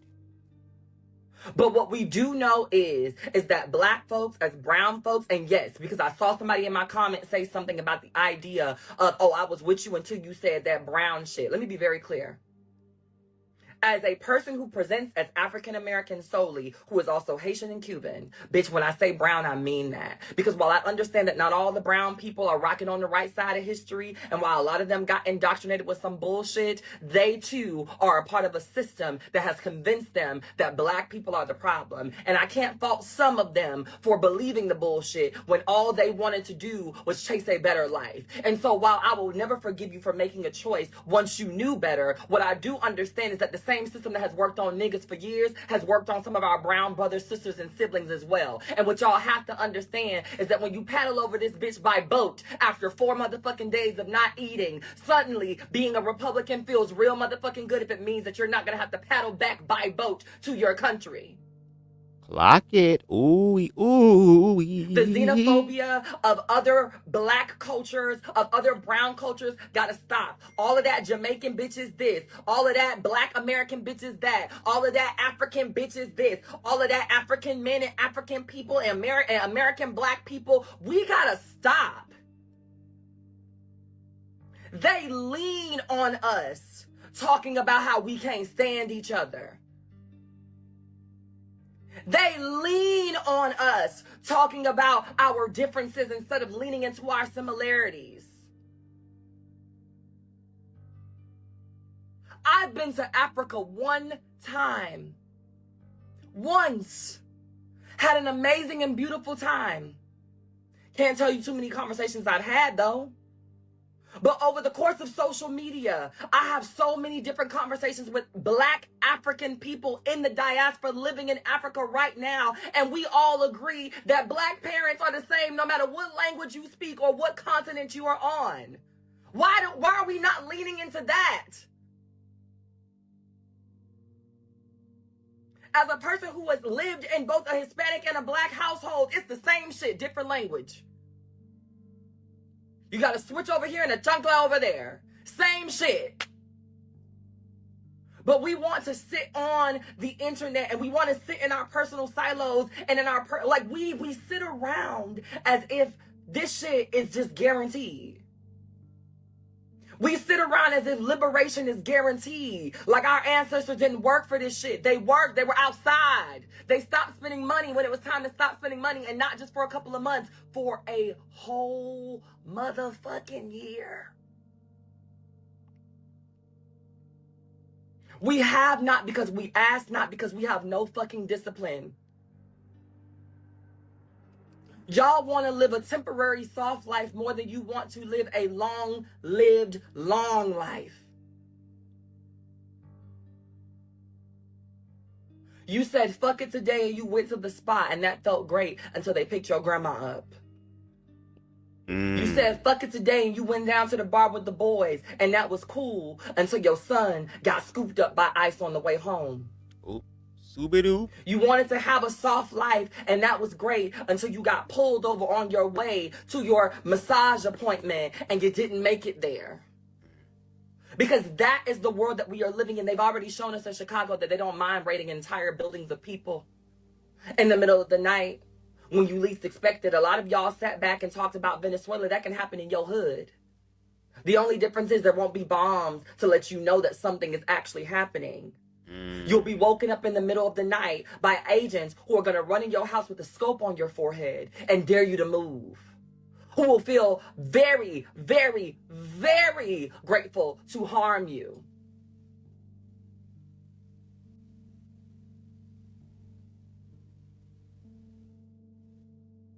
And I understand that some of y'all are really fighting the urge to just sit in the fact that right now ain't the time for the double. It's not the time for the double-edged sword. I'm sorry. What do y'all want me to say? Right now is not the time for the double-edged sword. I know that it usually gets us by. But while we were singing Boots on the Ground and finding our outfits for Cowboy Carter, them motherfuckers were organizing. all last year when all we could think about was glittery cowboy hats, chaps that were ill-fitted, and boots that hurt our feet the entire time Beyonce was singing. Those people were doing their work. As evil as it is, that's what they were doing. No shade. No shade.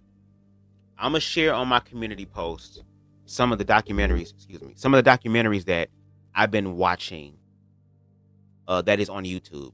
But no shade. If you do your research, all this stuff that we're seeing right now has been decades in planning. This has been one continuous ass, slow ass move toward the goal.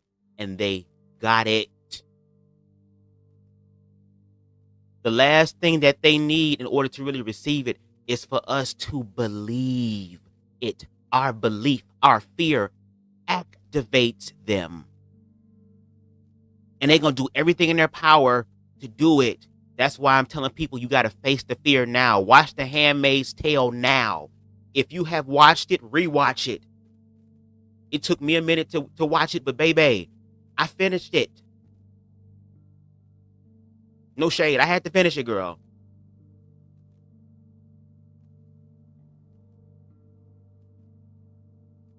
Watch it. Binge watch it. Have conversations with family members and friends about it. And most importantly, I want y'all, that's what I'm telling y'all, baby, y'all might want to sip on something. Y'all might want to, it's just a good thing. You might want to do a little bit of that, especially with my content, baby, because my content going to make you feel something. That's what I want. It's going to make you feel something.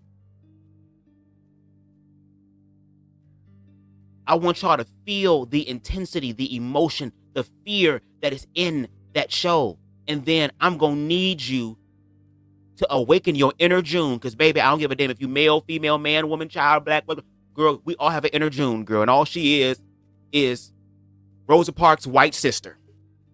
That's it. From another mister. But awaken that energy in you. We have this idea that when we see shit online, we be like, oh, well, that can't be me. That can't be me. It's a bunch of the person you saying it can't be you, as if though the person that it happened to asks for it to be them.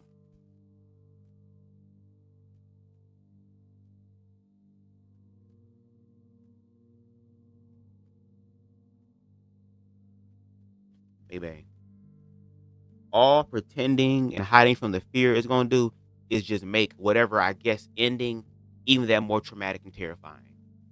But just like love, no matter where you are on the spectrum, bitch, love can find your ass, girl, even in the moments that are terrifying. Because the reason why it's terrifying is because you are super duperly highly aware of your reality, girl. And if you could learn how to control yourself in that moment, oh, baby, that's when you're really scary. You see, the same hoe ass girl that are sitting here can't wait to use all type of nefarious shit on us, girl. They need all of that. They hide behind all of that. But when that spiritual, metaphysical, esoteric shit, that shit that we don't know about, or the shit that we can't explain, start making a little bit of sense to us, girl, i.e., the Grim Reaper, girl. Can't nobody, girl, has not, none of the people here, girl, low tangent. Welcome to BubzDaGawd, girl. Girl, these same people who are claiming to be Christian nationalists, girl, who got all the power, no God control, talk to God, girl, got his phone number, girl. They went to lunch yesterday. He coming over tonight, girl, and he said, you ain't got to buy wine, girl. I got you. Came over. None of those people are able to tell the Grim Reaper to behave, especially on a particular person's life. Because the Simpson has been right about a lot of shit thus far, girl.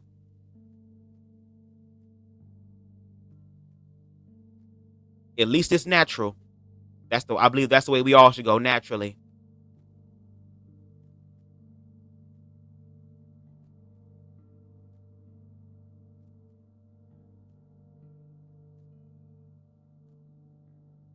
these people can't cure a damn cold, but yet they know the number to the main number.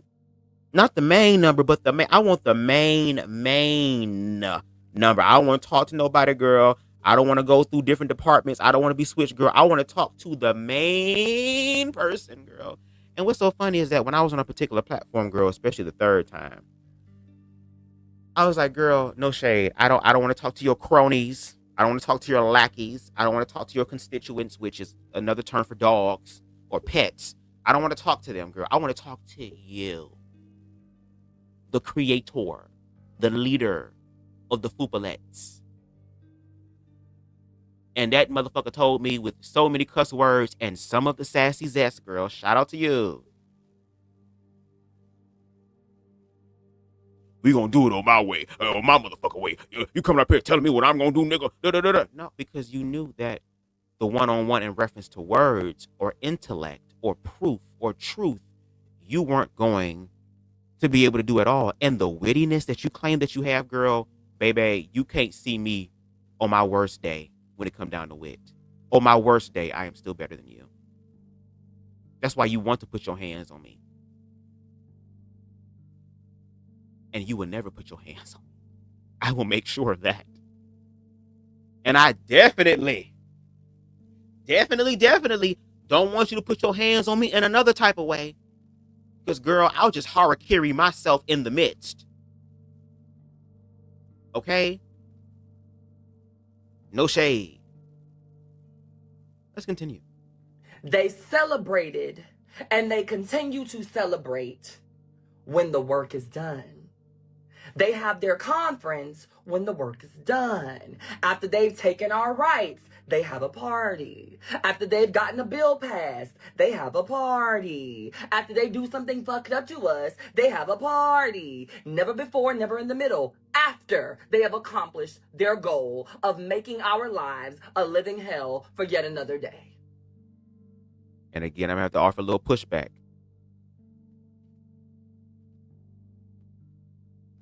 As people who are still unconscious about our spiritual connection to Earth and our part of this life experience, it's kind of like how when you say, oh, I'm not black or gay, I'm black and gay. It's a simultaneous thing. And if the work is never done, we may not have the big grandiose, like fully relaxed, be able to chill out, relax, and enjoy life. Collectively, we haven't gotten to that point yet.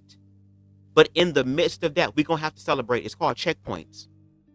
It's like if you're playing a video game, you don't just go from the beginning to the end. Now, you can sit your ass there and do it if you want to, but they eventually have checkpoints where you can save the game. Because if you try to beat the game in one sitting, either you're a savant of some regards as far as video games is concerned, girl, your brain just works that smart to do it. But for the common everyday person, you're going to have to take breaks. And I think that in those times where we're taking breaks, we're going to have to learn how to have, again, those internal conversations. Because now we see that the playing field has not just been leveled, it's been completely destroyed. So now we all are at ground zero. So now that we more humble, now that our ego is not as inflated as it is, girl, because it's been popped.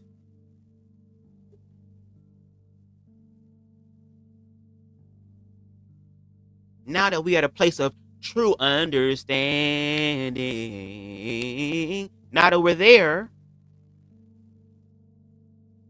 now we can have these conversations and then heal. And yes, black people, no shade, we dance. We dance. That is a part of our like spiritual DNA. We move, baby. We gotta move. We gotta sing. We gotta dance. We gotta shout. We gotta do something.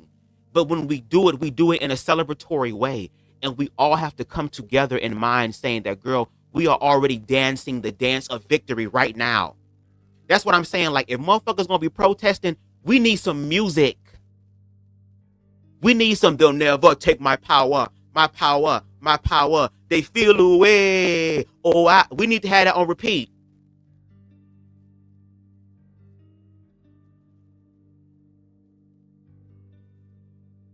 We're going to need to be playing B. Slade's song, Change, that I include in as much of my live streams as possible.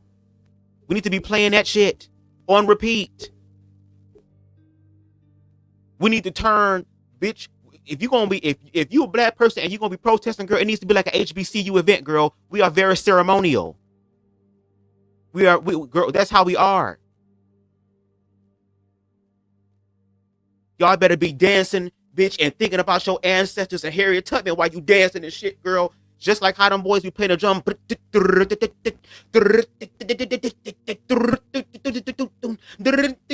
Don't you know how them people be playing the drums and shit when they be going into battle, girl? Be singing songs of all the things we've done to all these people, and now we're going to win again. Oh my God, they're all fucking sheeple.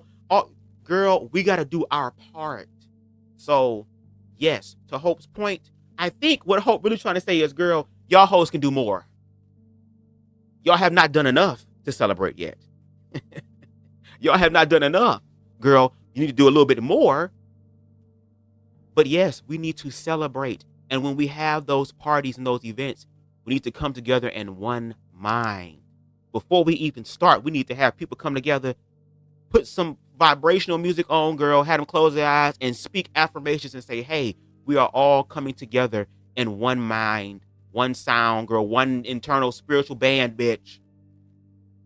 Okay?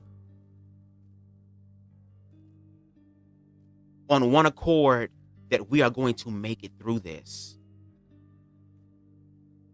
That we're going to take a page out of their damn book. They mad because we learned how to live, to read in their system. Don't get mad, girl. We smart. Where 2 or 3 are gathered together, what? That's an energetic principle. When you have more people that think like you, the energy grows. And that's how the healing can begin. What's going on, T for T? What's going on, Pimpin'? I'm sorry, y'all. I'm in the zone. Glad to have you here. Make sure y'all subscribe to him as well. But we need to start doing that. There are some things that we can do in the creative aspect. That's why I'm saying no shade. We are going to have Queen Stevie, could you give T for T a brief recap, please? Sorry, I'm not trying to lose my thought. But I feel like I'm gonna lose it, girl. That's why I be trying to look at the chat. That's why I be like, girl, I gotta get better at that. I'm still learning how to flow and control my flow, girl.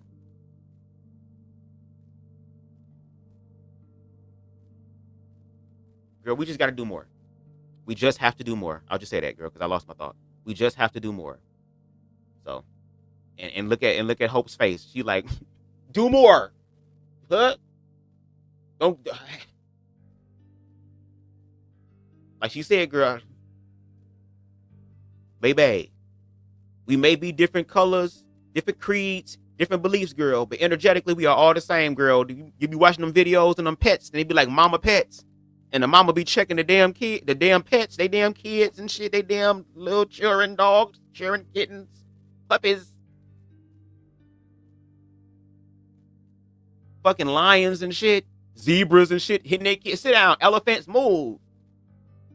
Mama energy, and no shade. Fuck with a mama bear and see what happened to your ass.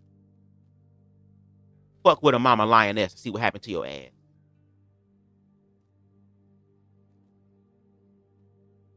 And no shade, fuck around with somebody black mama and see what happened to your ass.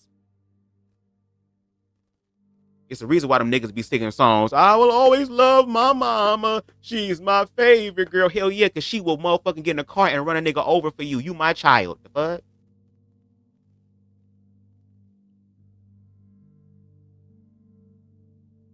But we want to turn this revolution into a constant, ongoing party featuring the sounds of DJ D-Nice. Them people ain't playing with us.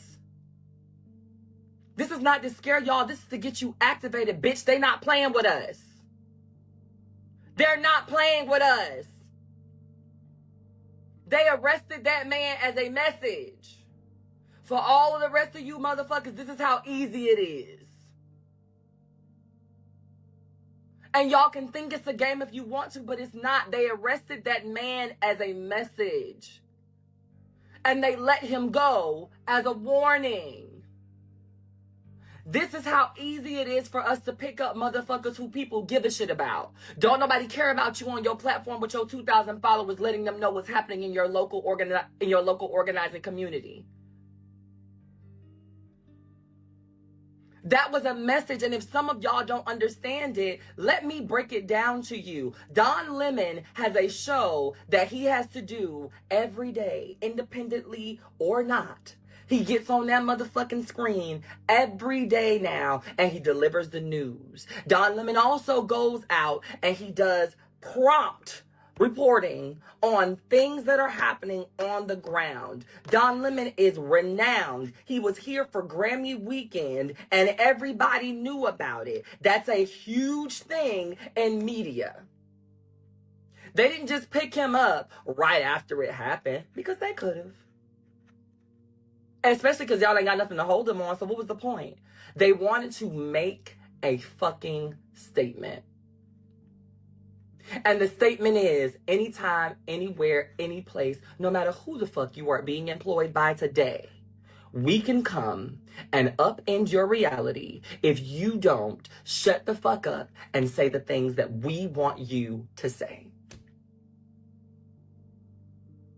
They pulled up at Georgia's home. And you'd be a fool to believe that somebody wasn't watching her live as she was reporting live from her home, as there were officers outside of her home waiting to take her in. You'd be a fool to believe that somebody was not sitting inside the unmarked van watching, laughing as her children cried in the background. You'd be a fool to believe that there was not somebody from a truck watching it. The message is clear. I don't give a fuck for your grandma here. I don't care if you got to leave your children behind. I don't give a fuck if your husband is on his deathbed and you are the sole caregiver. When we come, you got to go.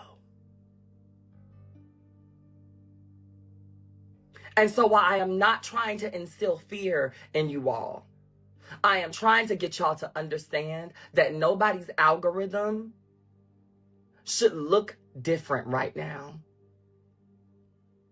There is room for a kiki and a cackle here and there. But all of my fashion influencers with millions of followers, your next unboxing should be about how people can get activated. Message. All of my gamers with millions of followers and streamers on Twitch. Hello. Your next 4-hour live should be you playing CNN for motherfuckers who wouldn't watch it otherwise. For all of my beauty gurus, if you just have to do it because you've already signed the contract with those people, do the tutorial and play something that they can actually learn from on the side. They've seen you contour your nose 1,000 times. The voiceover don't have to be the same again. And I'm also throw this in too. For a certain motherfucker girl who trying to let insecure ass women girl who coochie I guess is not that damn good girl to tell them how they figure out why they man don't like them and they may be gay girl. He not doing any of that over there on his platform, girl. He too busy trying to grift so he can continue to raise up money to pay for this big ass fucking whatever financial shit. Cause this nigga saying he going to court with certain hoes, girl. We gonna see what the money look like, girl. What's a girl? What's a non-dick taking ass bottom to a queen who can play those hostro games with you? You're not talking about that. So yes, for the people that really care and you got the followers and you got the influence and you got the reach, but you also got the heart as well and the empathy, yes, use your platform to speak about what is actually happening. Because if you don't, you are showing that you are complacent and baby. And Tifa T on the screen said, in reference to black people, thinking that it's not going to happen to us. There are some black people who feel that way. I'm one of the black people that know it's going to happen to us. I'm a person who also experienced that same type of energy from black people, but yet I still care about my people. So I think it's a time for us to come together and to learn and do something different, because their rule book has never changed. It's just evolved with the times. We don't have to evolve with the times because we're following their times. We're going to have to think differently. So yes, Black people, we're going to have to start doing things as far as our own community is concerned. Because again, we have always shared with other people and we will share with other people, but I can't share with you if I ain't got nothing for myself. I got to make sure that I am good and I get to a place of overflow to where I can share, because if it's no one else around and it's just me, I need to be able to have my reserves as well. And no shade, since white America put us in this issue, this is also a bigger part of their responsibility, especially when the oppressed groups of people have said that, girl, we've been here before, gave TED Talks, presentations, put them in video essays, put them in entertaining aspects, and them individuals still said no. Now they get to show us what it looks like too. So they bit off more that they can chew. So let's see if they're going to be able to swallow it. But yes, we need to do more as a community. We need to do more as people. And yes, we need to learn more about our history, because if we don't, we will complete it. Or yes, we will complete history, that cycle of history, and then complete another cycle and then another cycle. And we're almost at the point where the cycle is almost complete. It's not complete yet. They need our fear, and they need our crimson fluid, and they need our tears and our screams in order to make it real.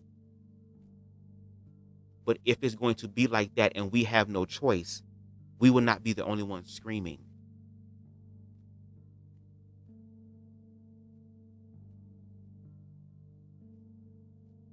I'm going to have to probably start reading The Art of War, because I never finished it. I think I'm going to read that or listen to a video breakdown of it. We need to be more strategic, y'all. And y'all got the eunuchs. Thanks again, JT, for that affirmation, because the eunuchs are usually the ones that have the brain power and the capacity to be able to think a lot of things out, girl. And I know, because I learned from one of the best girls, CTV. Girl, I know a place where you can recharge your soul. They've seen you do that same eye look with different colors. We don't need you to walk us through it again. Do something with your platform that is going to matter. Motherfuckers only listen to me once every 3 months when one of my videos happens to get into the right hands of the right person. But some of you all are guaranteed to clock 10,000 people commenting every video. Do something with that. It's not enough to tell people in your off time and in your stories that you give a fuck and fuck ice. It's not enough to show up at your brand influencer event with a fuck ice crop top on.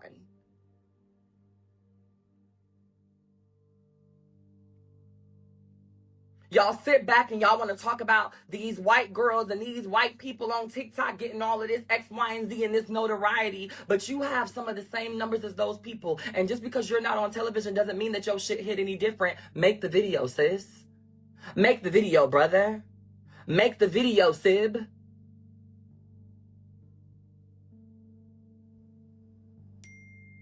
And if you can, if you can,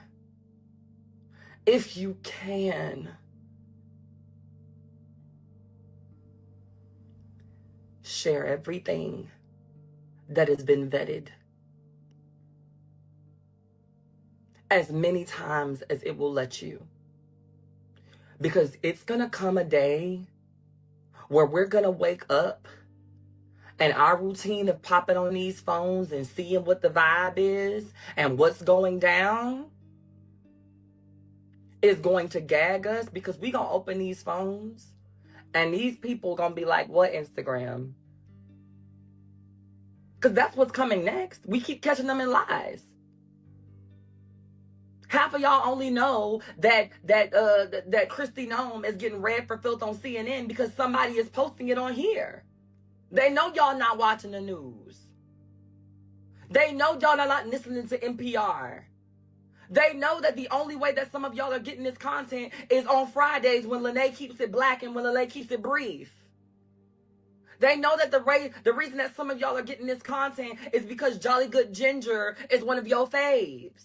They know that the reason that some of y'all are getting this content is because you live and breathe by Conscious Lee's words. They know that the only reason that some of y'all are getting this content is because Hope Giselle is going to report it. They know that some of the reason that y'all know the things that y'all know is because y'all are following Here's Why Kevin. And so what is next on the chopping block is, since we can't go and pick all of them up, we're going to restrict your access to how you can learn the things that you learn. Y'all don't watch the news. You don't listen to PR. Y'all don't listen to any station that does not give you an escape from what is happening. But let me tell y'all something. You cannot escape from what is happening around you. You can adapt to the situation. That does not mean that I want you to sit around crying about your circumstance. You can't do that.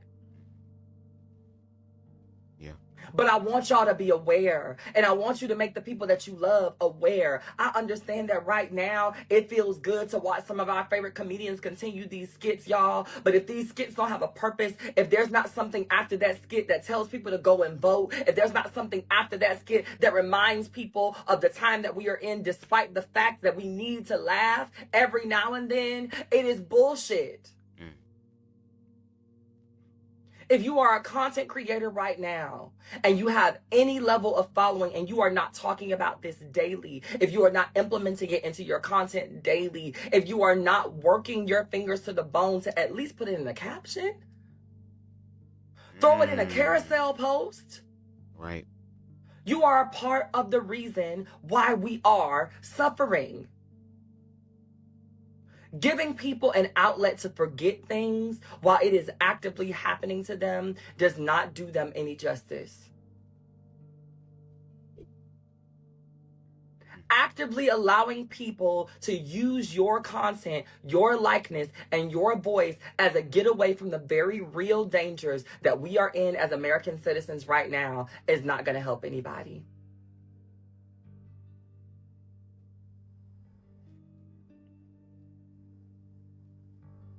When I started this live, 134 people tuned in.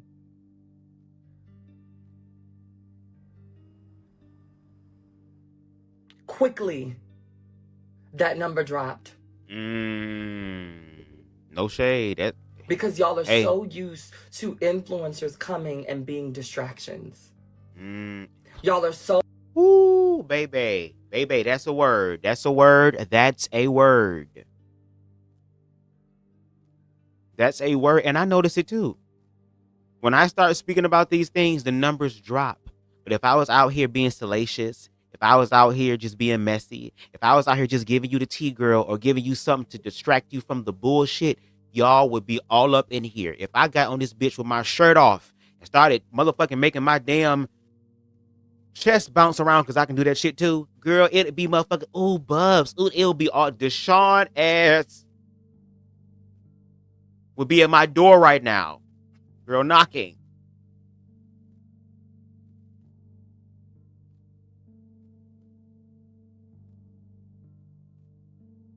But when we talk about some real ish, it seems like people don't care. And a little tangent here, even in the queer community, it's there because if you're not physically attractive or fit some sort of mold or certain type of mold or idea of what is connected to the system and power and influence, if you ain't got that, then you're not popular. You're not going to get the likes. You're not going to get the emojis. You're not going to get the shares. You're not going to get the attention. You're not going to get the admiration. You're not going to get the lust that comes with that.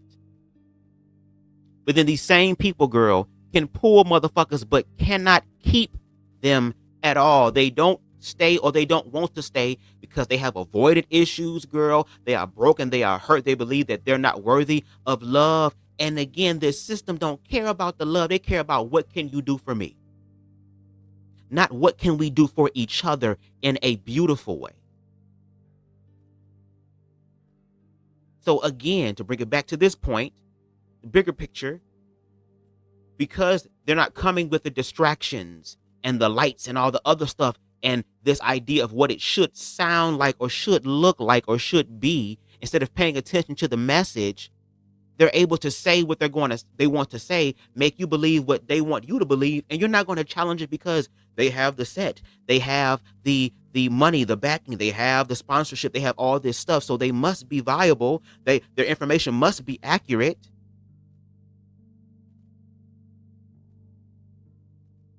And I feel for Hope because it's like, girl, as somebody who has been hurt and even slightly betrayed by their own people, has made the choice to love themselves, to heal, not forget, bitch, because you ain't gonna do it again, girl.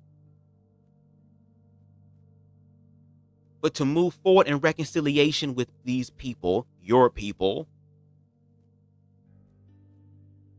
just for them to continue to discount who you are and what you bring because of your identity.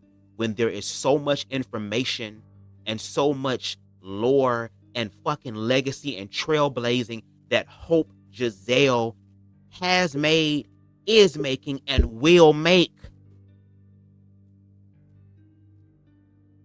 Just like, again, with that non-zick taking ass platty one girl, not platty with a fatty girl, but a platty that ain't got no addy and no address because he couldn't even park the fucking Mack truck inside that little garage. Sat up here and demonized Marsha P. Johnson, calling her Jamie Foxx and then the slur. But again, if it wasn't for Marsha P. Johnson or trans women of color, there would be no queer rights today. And that is historical and that is factual. But again, whenever it's the people that's doing the true shit, here comes these group of people that will literally psyop their ish, put it in white face, girl, and say they came up with it. That's been the essence and the origin of this country, girl. Y'all build it and we will claim it. The only power they have over us is fear, which is why they utilize that.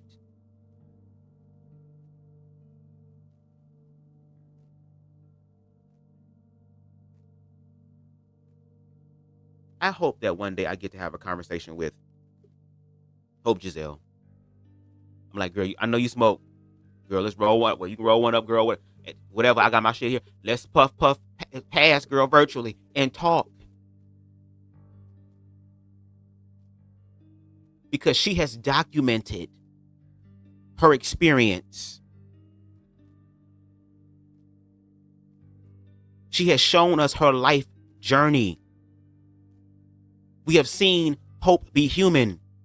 Again, we have seen Hope on platforms with other trans women that do not agree with her, and they got like a little sisterly rivalry going on. But understand that, girl, even though I fuck with you, girl, when shit get down, girl, you know I got your back.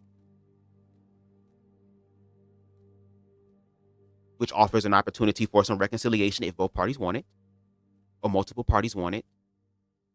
But she's shown us that. And it irritates my fucking soul that she is the one that is pushed to the side, because she is the one that actually does the work and understands the message and is able to bring power and validity to that message because she fucking lived it. But to be blindsided because, oh, she's not popular enough. Oh, I've heard some people say things about her that they can't fucking verify. But again, people are more likely to believe bad things about you instead of trying to see for themselves. For themselves.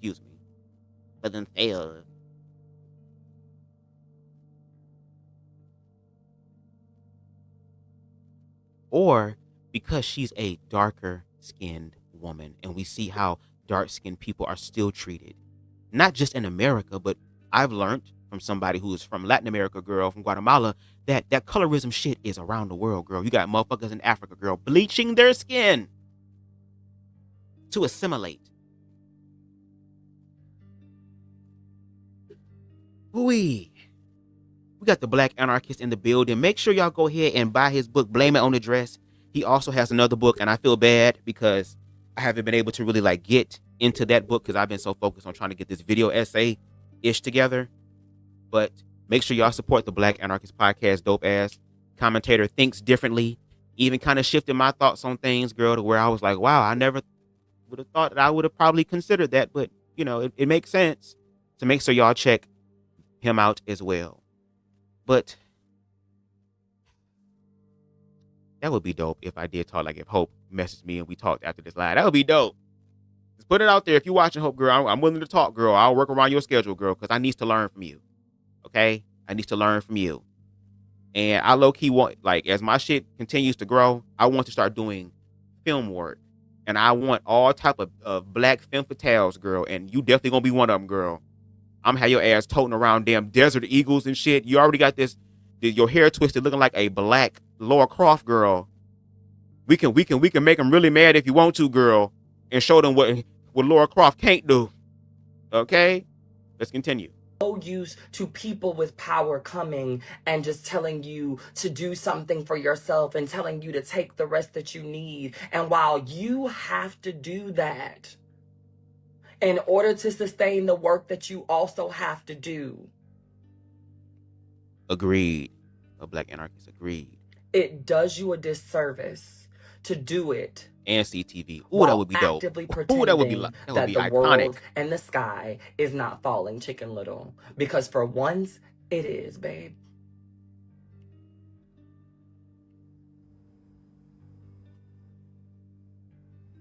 We have a man who has a power trip, who knows that he is about to leave this earth, and understands that he will no longer have to bear the consequences of his actions and will likely die a martyr. Shout out Martyr Bus. Trump does not care. Trump does not care about the chaos that he is inciting. Because if you know, like I know, and you've been following the healthcare professionals that are following his condition and reporting back accurately based on being able to see from their professional standpoint, that man ain't got long. And you know what the quote unquote scary or even fear mongering, no, girl, we talking about it. Scary part is, girl, motherfuckers was so worried about the orange one, who is possibly about to be the new slave owner of Wilhelmina Esquire, because they both are on some transcendental-ish. It's the people that are in positions of power that are next in line. Baby, the way I'm about to share these damn community posts, if I can remind myself to do it after this live, girl, about some of the stuff I've been watching about white Christian nationalism, girl. Again, we're talking about white people, and we're not talking about all white people. We're talking about the white ones that understand the mission about keeping this system in order, where they are at the top of the totem pole instead of destroying the pole and we all being equal. These people who have brought Christian, not even spirituality, girl, that's an insult. Christianity and politics together when this country was created, to where people had the separation of church and state and the freedom of religion, which means I can believe one thing, I can believe 1,000 things, and I can believe nothing. I have that right.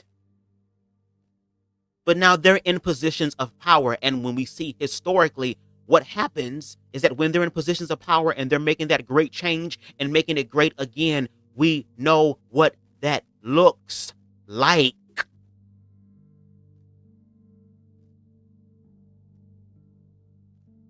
Especially people of color and people of color who are queer. We know what that's like. Like I said, the gag is we experienced it from our own people. And now we all about to experience it. Which means that once they get things in order, guess who's going to be experiencing their projections of what they couldn't deal with when the system was oppressing them? The next generation of children.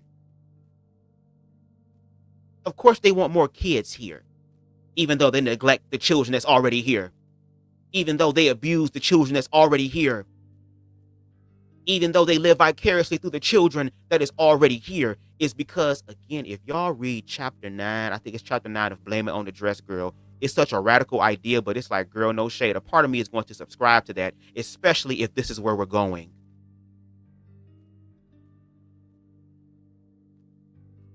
Because I would be a fool to sit up here. Girl, just read chapter 9. I ain't gonna say it. Read chapter 9, girl. He is playing battleship with the American people because he knows that no matter what happens, he likely will not be here to have to experience the consequence of any of it.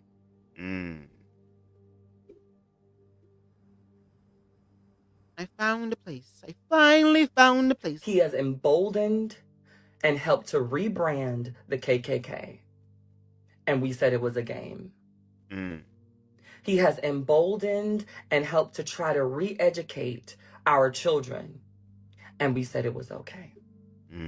He has emboldened the amount of white and incel men from all cultures to feel as if women and femininity is the problem and the reason for why they cannot get ahead. And we said it was okay.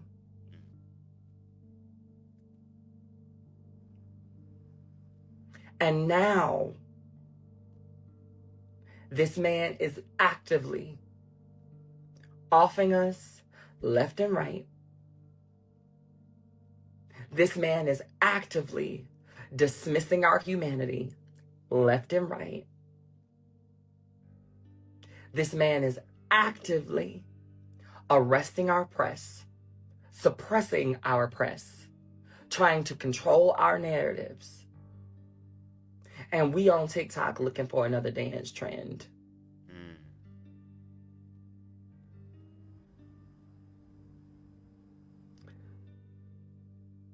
There's a lot of things that shouldn't be happening right now. And while I appreciate people getting what they deserve for the artistry that they worked hard for, I don't give a fuck about the Grammys.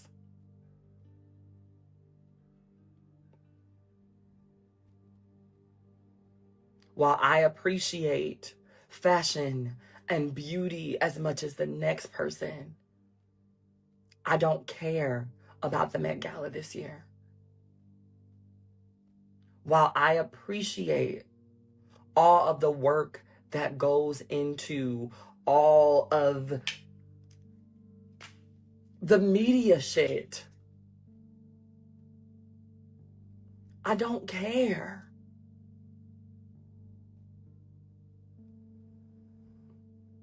I have a project. And I was so excited about this project. And now I don't know what to do with it because right now is not the time for Hope Giselle to do a Hope Giselle thing.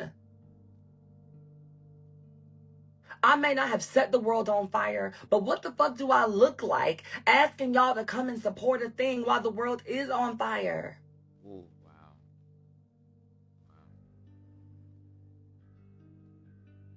But the capitalistic system says you sign the contract. You got to make the post. You got to do the thing. The announcements got to be made this weekend regardless.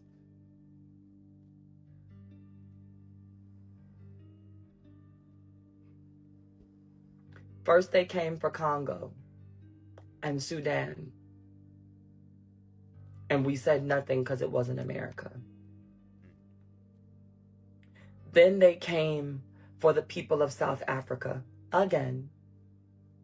And we said nothing because it wasn't America. Then they came for the people of Gaza. And we said nothing because it wasn't America. Then they got to America and they came for black folk. And some of you all said nothing because it wasn't you.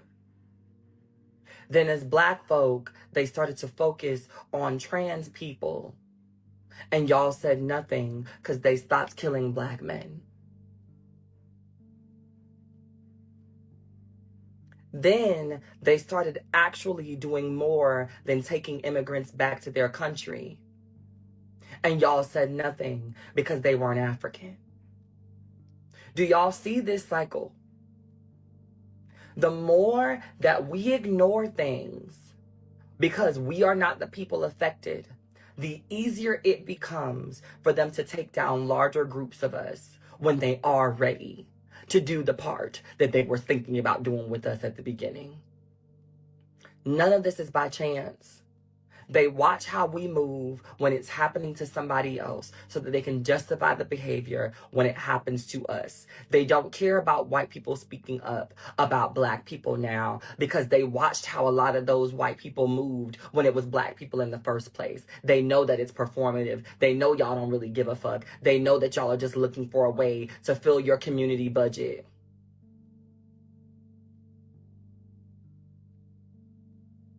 They watch how black queer people treat black LGBT people, which is the reason why they can gun down a black man in public and go, well, what? Y'all didn't care when it was peaches.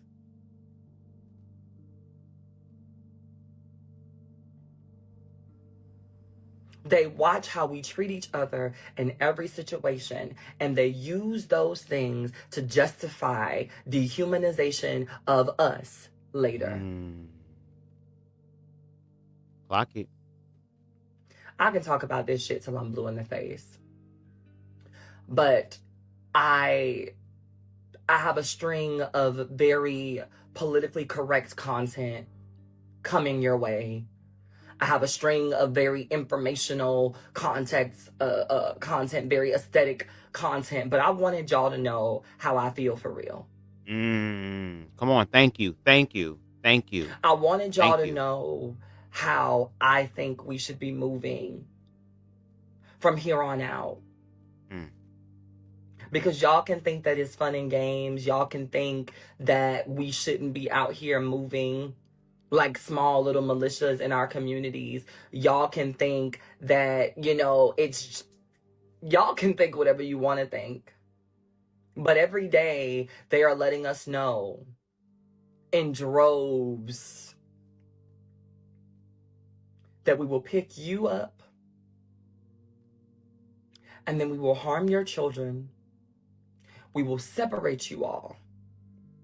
And then we'll put you back together after we've traumatized the both of you for shits and giggles just to watch it happen again.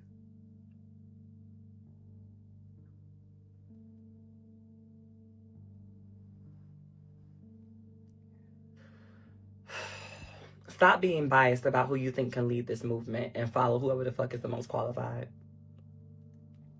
Stop being biased about who you think can lead this movement and start following the most qualified. Start trusting the most qualified.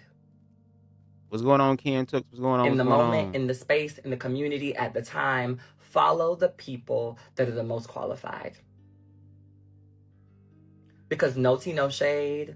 The black men that were supposed to be such beautiful, strong black men, where they at?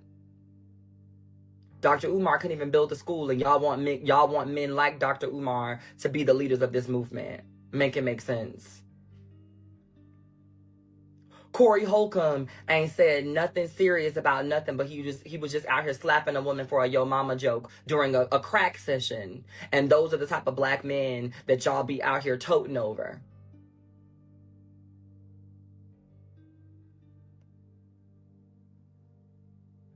Ace Aesthetics over there with the traveling group of sycophantic bitches and Iyanla Vanzant them.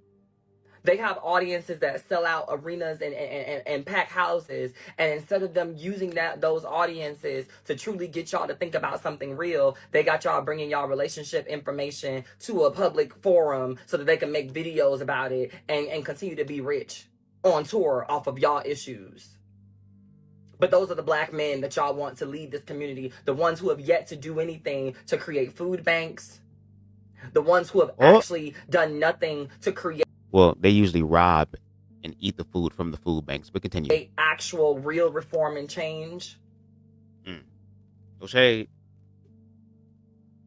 Y'all are so sick of sissies. Y'all are so sick of trannies.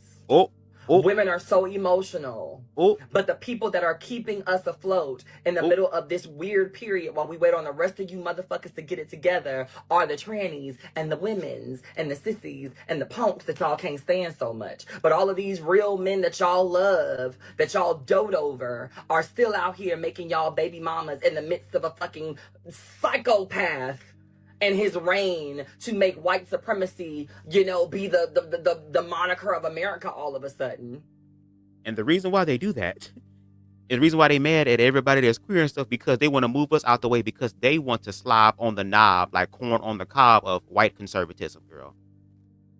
Just like there's one particular platform that she just clocked, girl, except that these individuals actually support the party of oppression.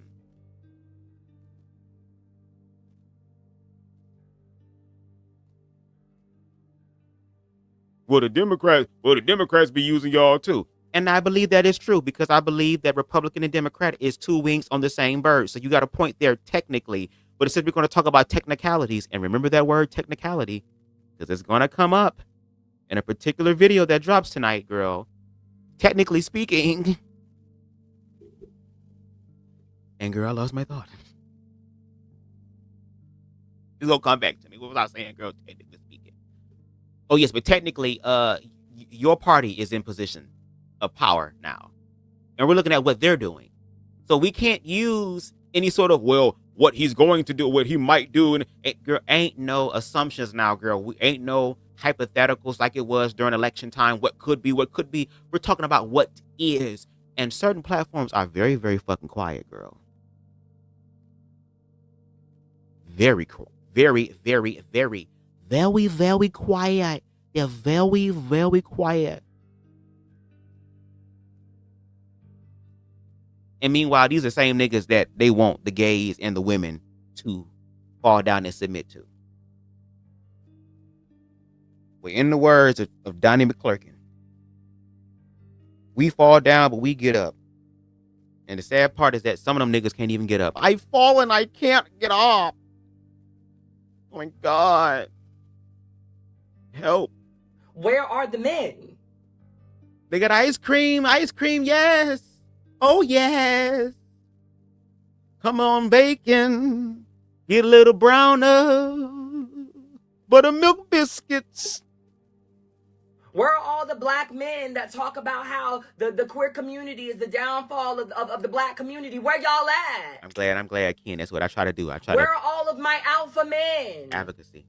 Where are all of my 6-hour YouTube streaming ass men? Where y'all at? I need some soldiers in here. All the men that y'all give y'all money to every night. Where the soldiers at? Where they at? Where are all of my Kevin Samuel sympathizers? Where they at? Where are all of those quality men? Where y'all at, girl?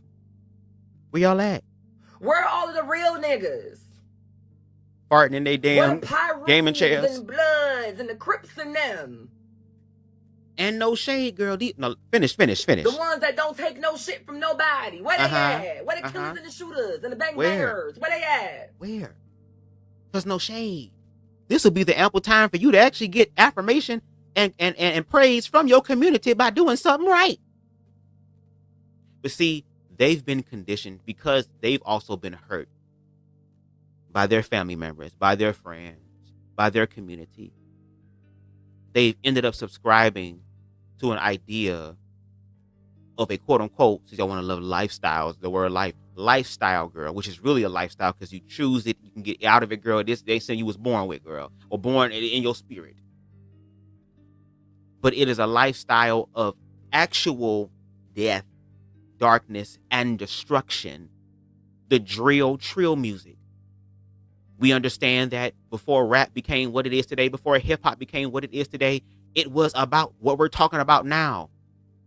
Talking about issues, but using the creative element. And we've been doing that during the 60s and 70s, girl. All these beautiful ass songs that was made and shit that my ass still listened to was like, damn, girl, if I was in the 60s and 70s, girl, that probably would have been dope. Good ass music. So they started to transmute that for the youth. And here it is during the late 80s, early 90s. Here come white record execs coming through to literally perverse what hip hop and rap is about. When they started doing gangster rap, and no shade. I do like 90s gangster rap, especially some of the dark horrorcore stuff, girl, because look, when you've been through some dark shit in your life, sometimes you gotta laugh to keep from crying. I have a very dark sense of humor, so I can understand that. I don't even really share that in public, out of respect for other people.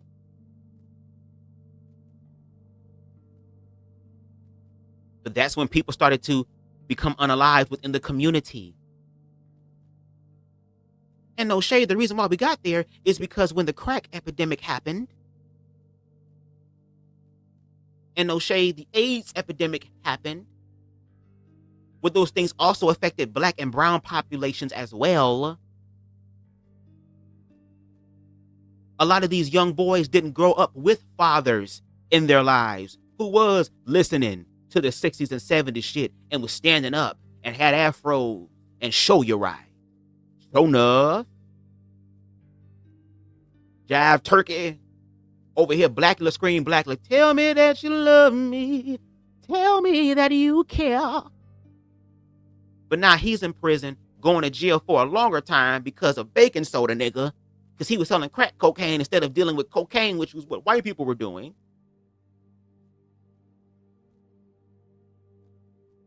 And of course, the black woman, the black feminine energy, just like in nature, is going to protect her children, whether the nigga there or not. It ain't just just humans as animals too, bitch. The fuck?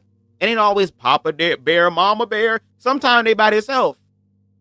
Take care of 3-4 cubs.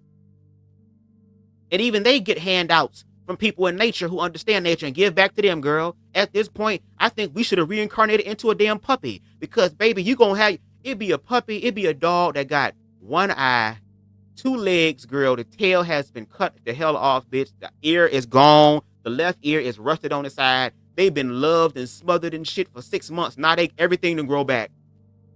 They healthy and stronger because of love, girl.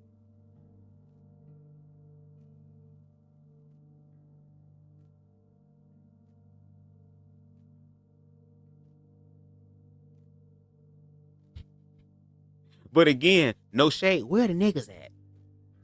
I'm looking for the hood niggas. Where the niggas at, girl? They out there doing crazy shit. So yes, the black women had to take care of the household.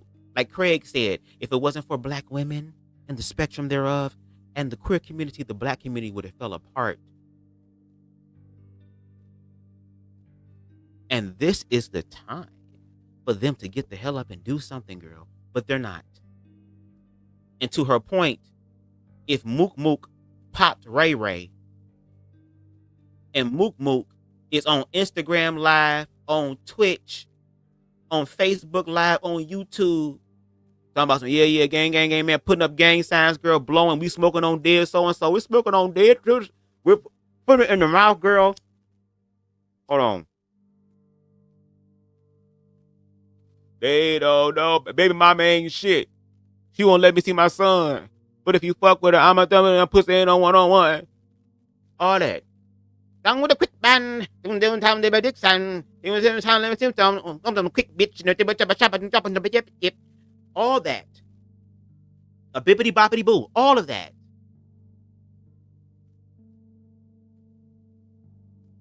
Y'all will pull up to homeboy house faster than DoorDash, girl. Know the correct address and start spraying it down. Y'all will pull up to the nigga spot, his block, on live talking about I'm outside, what's up? Y'all will do all that to people who look like you because we've been taught that we ain't shit to each other. That you're another disposable thing. That's why for all these old ass, bald-headed ass, foopy having ass niggas on these platforms sucking white orange zick, they need to start looking at some of these gang documentaries, these hood documentaries, these hood interviews where they're sitting here literally interviewing niggas from the hood on they block where anything can pop off. And then 6 days later, the nigga is gone. Like I told y'all before, there is a whole playlist on YouTube about all the rappers that will have lost their lives. We ain't talking about the mainstream one. We're talking about the independent one. We're talking about the one that your cousin be selling his mixtape and putting inside Happy Meals and shit at the drive-thru at McDonald's. Or it's telling you to hit his motherfucking band camp.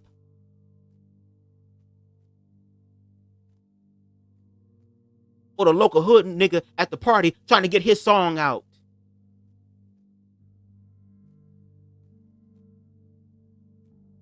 And they would make these songs, they would emulate what it is that they saw from the big wigs or the OGs in the game or the popular niggas, the hot niggas in the game. But because they don't have the money that a lot of these rappers have, the influence, the security, the protection, they're out in the open. And these are, no shade, children. I remember there was one boy, I'm not going to say his name out of respect, but he made a song called BDK. And this is no disrespect to him. It's just reporting what is actually, excuse me, y'all, I'm over here hitting this shit, factual. He made that song with his gang, with his group, with his people, with his bros. And unfortunately, as he was writing his fight, his ops took him out. That nigga was in his early teenage years.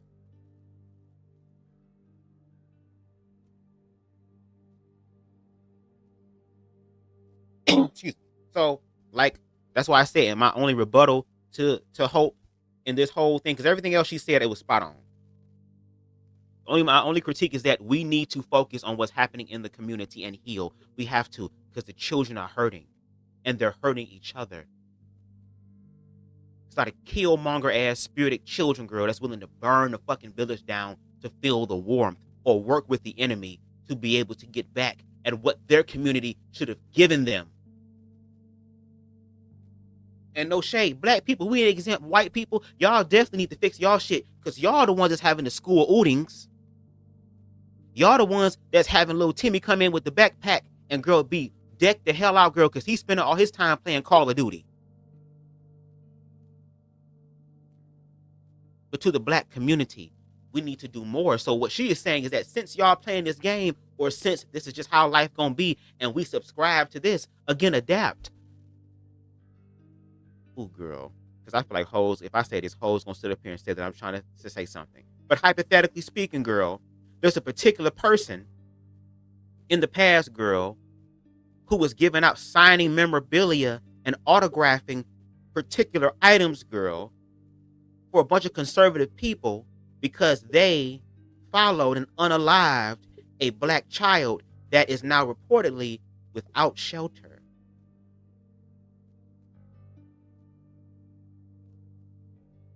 That token got used, and now that token is on the streets. And no shade, since y'all subscribe to this message, if you ain't gonna get them in the system of court, there's something called street justice, right? So my thing is, why aren't y'all doing street justice now?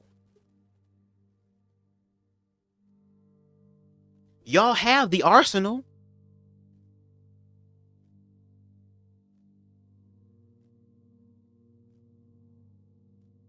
Y'all got the 4.5 with the beam on it. Y'all got the chopper in the trunk. You got the blicky in the car. You got the extended mag, bitch. You got the switch on that bitch, which means it goes from being possibly semi-automatic, which is full now, to fully automatic. You the one with them drums. 30 rounds, 50 rounds, 100 rounds, pussy nigga, them drums. I ain't never been an actor.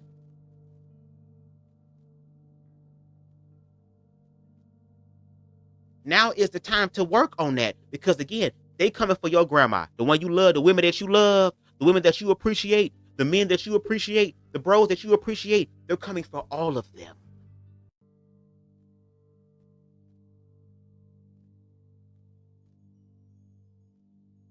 And there is a hope inside of me that because these children, because you're no shade, the youth is angry as hell. Every generation becomes more angrier and angrier and angrier. And I mean, rightfully so, because the generation that brought them in here ain't really doing fucking much to change the shit. So since we keep talking about and saying that, oh, well, this generation, we're not going to be able to do it. It'll never happen in our generation, girl. And if we continue to believe all that, we will still be in slavery.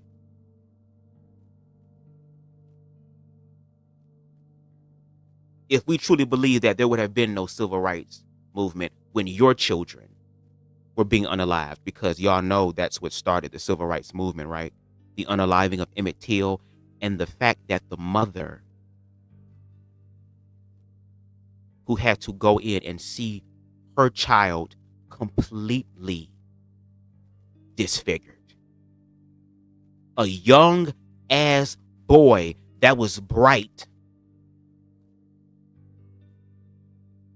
growing up in a system, and even again following the motherfucking rules. But even when you follow the rules, you got other people who don't even follow them, and then they end up breaking the rules and lying on you to where now you're the one that's harmed. You're the one that's unalived. And she made the bold decision to let the world see what happened to her child.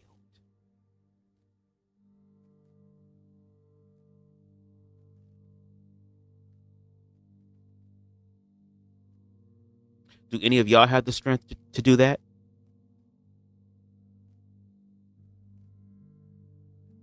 Do any of y'all have the wherewithal to do that? Girl, we know that girl Triple I's family didn't have the right to be able to bury their child the way that their child lived. So we already know that you're not ready to show the world what happened to your damn child, especially since their child got messed up, because when they were unalived by someone in your community, you tried to send them off the right way. But are you going to be able to show them what the truth is the question.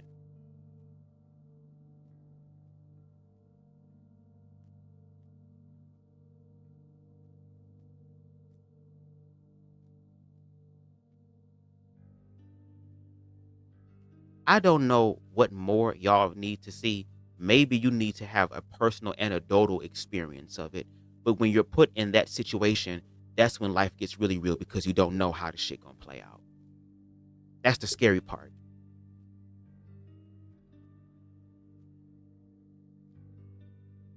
So yeah, when it come down to that internal shit, for you niggas who are, I'm a real man. I'm a real man. The real alpha male ass niggas, this is your time to alpha. Alpha, alpha, alpha, alpha, alpha. This is your time to show us what alpha looks like in reference to the community. But again, these niggas have no clue what that is. That's why they want women back in their life, because they're the ones that take care of their asses. Bunch of baby boy spit. Oh, okay, girl. We all got to learn, girl, but no shade. Where they at? I don't see them.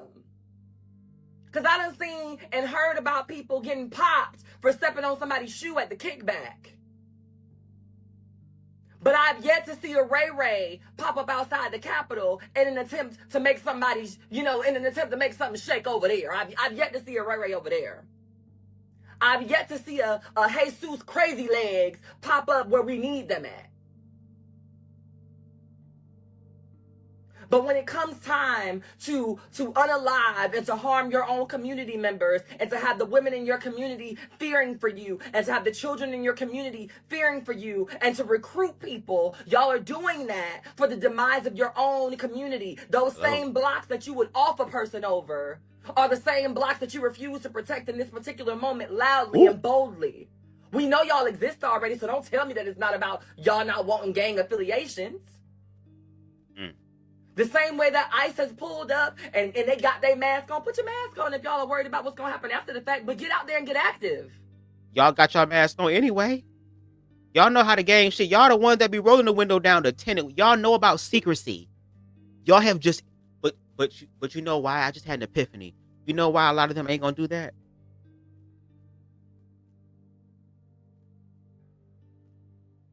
It's because they're emulating people. They're basically emulating the enemy. You had niggas talking about they made their whole gangs based off of mafias, based off of gangs. They are just trying to be the little engines that could. They're following the same thing. But to your point, one way that you can show up for the community, instead of buying your mama a fur mink coat, or giving back turkey, frozen ass turkey, to the community with people who don't have stoves and don't know how to cook the shit, you can use your power and your influence and your resources and your wealth to be able to protect your neighborhood. You say you the king of this block. You the king of, hey, this my hood. This my hood. Okay, motherfucker, prove it.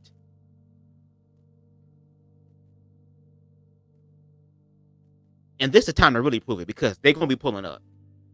If I'm not mistaken, I heard one of the next stops that ICE is on tour with, girl, is Atlanta. A place that is overwhelmingly black, overwhelmingly popular, overwhelmingly a place where motherfuckers get into the money. And we know what happens when there is a city where there are black people getting to the money. And ain't no white people around to see how you niggas getting it. Or how you niggas doing it. Or at least extorting you for their cut of something that they didn't even create. And I'm going to say this. Whatever the fuck happened in Atlanta and what that looks like, baby, that needs to be a wake-up call for all black people to be on code. Because if it's one thing that we going to be is on code. We just discreet about being on code. This is one of those things. I need some soldiers in here. Where they at? Where they at? They too busy getting Uber Eats and DoorDash needing KFC. Where they at? Get out there and get active when y'all should be gang banging. Y'all are not. When there's a worthy cause that your community would actually stand behind you, y'all are disappeared. Don't nobody want to be a gangster when we need y'all to be gangsters. Don't nobody want to be a real nigga when we need y'all to be real niggas. Don't nobody want to be an alpha male when we need y'all to be alpha males.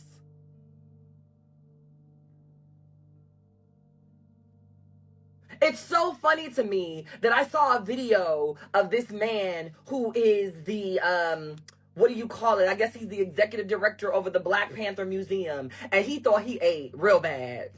And for a second, so did I. That man sat up there and he said, you know, so people keep talking to me about these fake Black Panthers that have popped up in Minneapolis or whatever the case may be. And I'm here to let you know we disbanded and we disbanded for a reason and it hasn't been and it won't be and it ain't gonna ever be. And you know, those guys are frauds and they ain't really doing nothing. That might be true, sir. But those guys, whether they have their equipment laced up the right way, whether they actually know how to shoot a gun, those guys are creating an image that says that that neighborhood is going to fight back at least a little bit. Oh, come on. Come on. So Hello. as you sit there and you talk shit about how they are not building up the pantries and doing it the way of the old Black Panther, let me explain something to y'all. A lot of you all who are Black Panthers of the old didn't give nothing to these new niggas to understand what y'all were really doing. It does look like outfits. It does look like symbolism. It does look like afros to these young niggas because they don't know. Y'all disbanded and left motherfuckers hanging, and then y'all wonder why all y'all legacy has been whitewashed down to outfits, afros, and guns. Because that's what this younger generation, that's what they think it is. And instead of you getting online to bash their efforts, no matter how fucked up they might be, no matter how uneducated or how ill prepared they might be, you get online to disparage them. And you're doing what as the executive director of a museum? Ooh. Everybody want the crown. Everybody want to wear the crown, girl. Like it or not, my guy, as you sit in the covering of your museum job, as ill prepared as they on the streets, threatening niggas.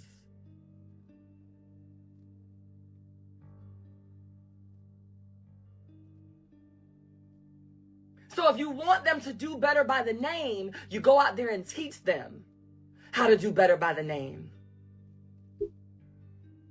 And no shade. Baby, these documentaries I be watching, baby. There are already white militias all over the country, girl, that have been training young, older white men, a lot of these veterans and stuff, that has been used and abused by the system and feel like the only time they have purpose is, again, like Hope said, somebody telling them what to do, girl. Now they're being told, again, to what? Stand back and what, y'all? Stand by. They're out there doing drills. They understand what it's like to break down and infiltrate an entire fucking town, girl, because they've had time to practice it overseas.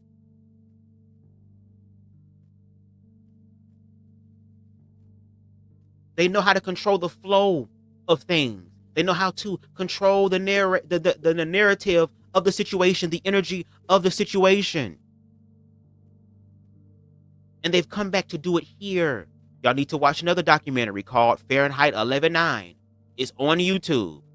I think it's still on there. I showed y'all a little part of it, girl, and it kind of gave me a strike. Even though it was on YouTube, bitch. Where they had a segment, and I think Psyched Perspective, they had like a clip of him on there where they literally in a certain part of Michigan, girl, I don't know where, I can't remember, but they were performing and learning how to do urban tactical warfare. Urban tactical warfare. Do y'all know what that means? Even though I was stuttering to get that out, girl, and struggling, you know what that means? That means in our areas. Now they're given permission, or there are talks. Again, correct me if I'm wrong. If I'm spreading misinformation, let me know, but you got to prove it, bitch. Okay? Again, that they're going to be going door to door to quote unquote check for illegal immigrants. But they don't even know what the hell illegal immigrants is. They can't bring it down to a specificity, or whatever the word is. They can't bring it down to the specifics. Now it's if you don't have a passport, or if you don't have a real ID, that you are now considered an illegal immigrant. Bitch, what? There's a whole fucking birth record, girl. Birth certificate. Oh, that's not enough. At this point, bitch, where your papers at? Where your papers? Where your papers at? Show me your ID. You ain't showing me shit, I ain't showing you shit. How I know that you ain't an illegal immigrant trying to kidnap me? I'd have flipped it on their ass. Girl, we both, girl. All of that.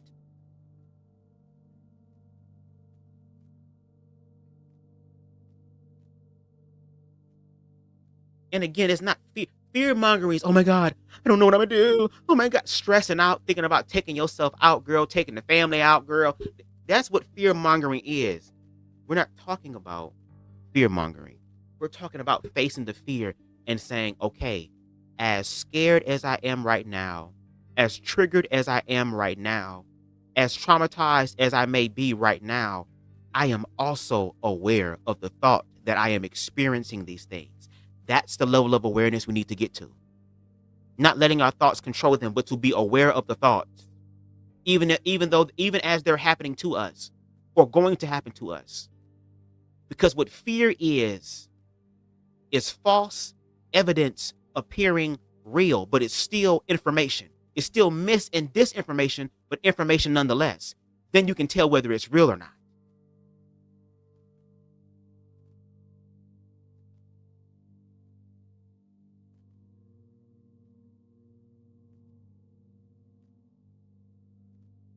Those militia individuals are now becoming ICE agents. And let's not forget, a lot of these young boys have been growing up playing Call of Duty for a very, very, very, very, very, very, very, very, very long time. And now they get to do Call of Duty in real life. This is nothing new. Just like when boys grow up, even when I grew up, no shade, I like weapons. I like weaponry. I grew up shooting cap guns. I grew up shooting airsoft guns and BB guns. I grew up with the fake M16 or the fake 1911 or the fake Glock or the fake revolver. But now we're adults being told what we need to do. And then what's happening is that they're bringing Jesus Christ into this. We got the Objectivist podcast in the building. What's going on, pimping? What's going on, Broham? Hope all is well.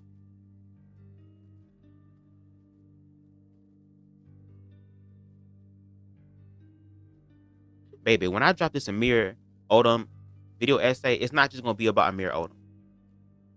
Because he is just a symptom to the root of the issue. I'm gonna be addressing the root in this bitch too. And I'm gonna do it in my BubzZfloww way. y'all can get a taste of that tonight because I might push it back until like 8 o'clock, depending on how long this live is, because we almost done.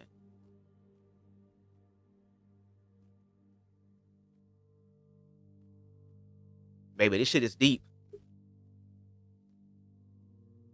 And that's why my ass listen to people who know what the fuck they talking about. Hope Giselle knows what she's talking about. Conscious TV knows what he's talking about. T.S. Madison knows what she's talking about. Queen Stevie knows what she's talking about. There are plenty of people who know what they're talking about, and we need to share that information. We're going to have to also, yes, call people out because we are all in this together.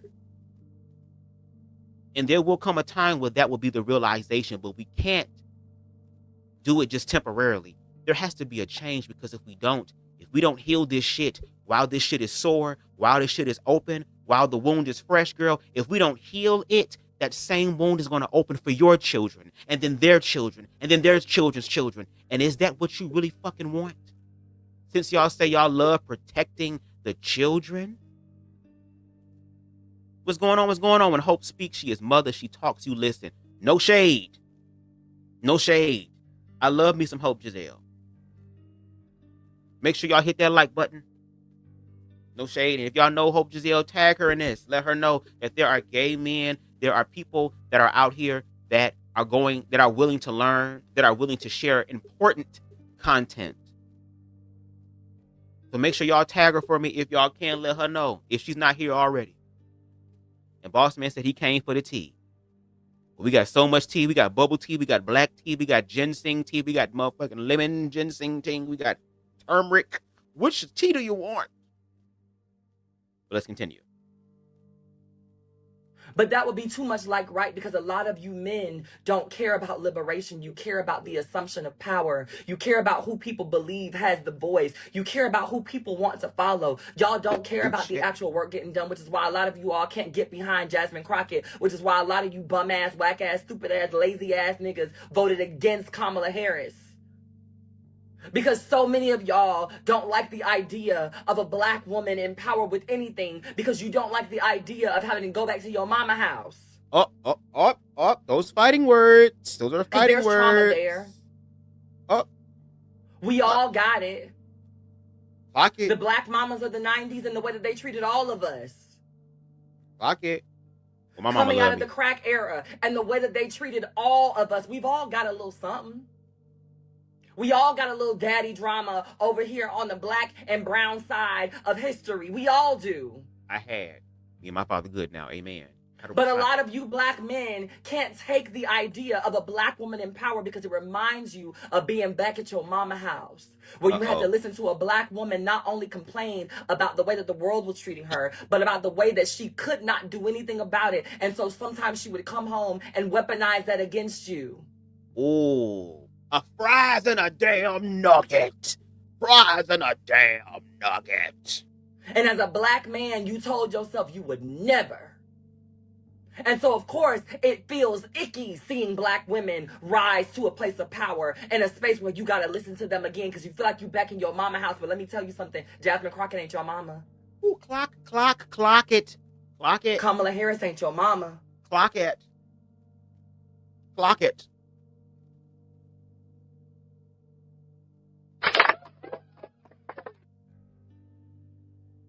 We got to do better. We've got to do better. Y'all will vote against your nose to spite your face if it means that it holds on to some sense of a fake reality that you've given to yourself by way of another insecure ass nigga who is doing no more than you are.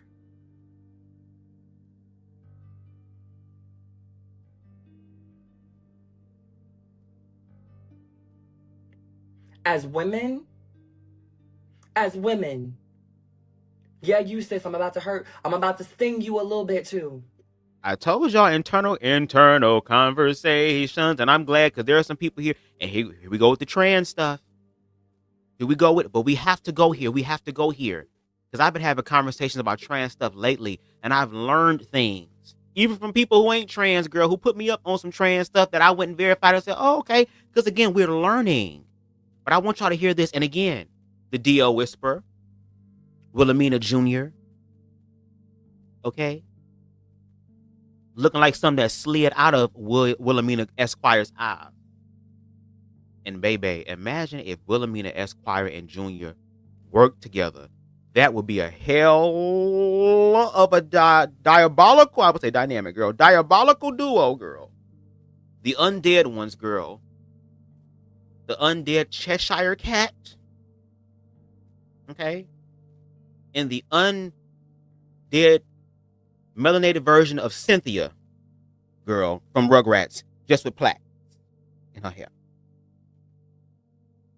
But I want y'all to listen because again, this is a woman of trans experience here. A woman that y'all said need to assimilate and has assimilated to what society sees as a woman because we understand that woman is a social construct. A woman who leads with the fact that she is a trans woman of experience and she does not shy away from that. She uses that to be able to help other trans people. Everybody ain't gonna be trans, but some people are. And if it ain't you, move the fuck along. The fuck? But I want y'all to listen to what comes out her mouth because there are people out here saying that, oh, trans women are trying to hurt women and hurt children and hurt society. Trans people are destructive and they're a distraction and they're the one psyop. I want y'all to hear the objectivity that comes out of her fucking mouth. And then I want to know what y'all answer is. Then I already know it's going to be some bullshit, but I still want to know what your answer is. So let's take a listen. There is nothing that my trans ass can do to make you less of a woman.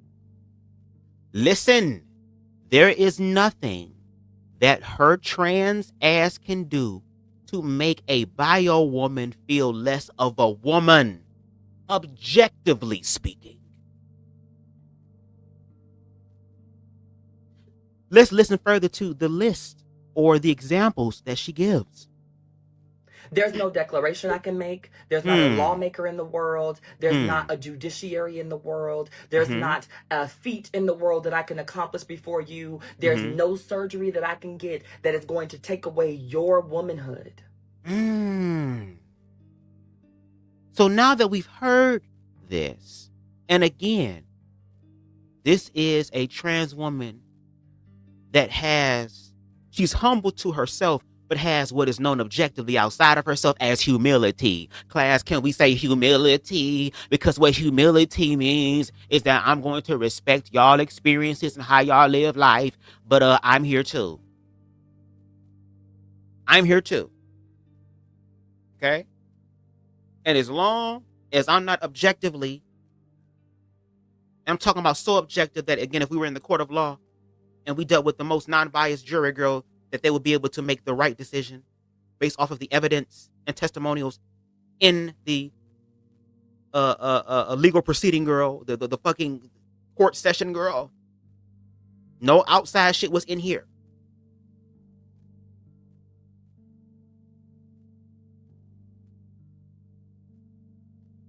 Unless you can prove that my existence is objectively harming you in that way, whatever it is that you feel on the inside, and I think I should let her say this to you, not me. Nothing. There is nothing that any trans woman can do on the face of this earth that is going to make you any less of a woman, of a mother, of a grandmother, of an aunt. The only person that can make your womanhood invalid is you. Boom. Bye, y'all. Wow. I know the heart is beating a little fast right now, girl. Oh, shit, girl. She just said that to us, bitch. Girl, I know it's beating hard. Girl, it's beating. The heart is beating, and it's the beating of the hearts, girl. Do you hear it? I know some people's hearts is beating fast, and I understand that. But no shade. What she said is true. If you can't objectively prove that my experience is harming you, it's not me, sis. And I mean SIS, not the scientific term that y'all claim to be a slur, but yet y'all dead naming is not it. So if you're going to keep it truthful, at least we still technically Again, remember that word. Keeping it real and keeping the truth together, right? All right then. But that's a you problem. You got to deal with that. You got to fix that. You got to go cry on in Iyanla's arms, on her bosom, on her yitties, girl, and cry.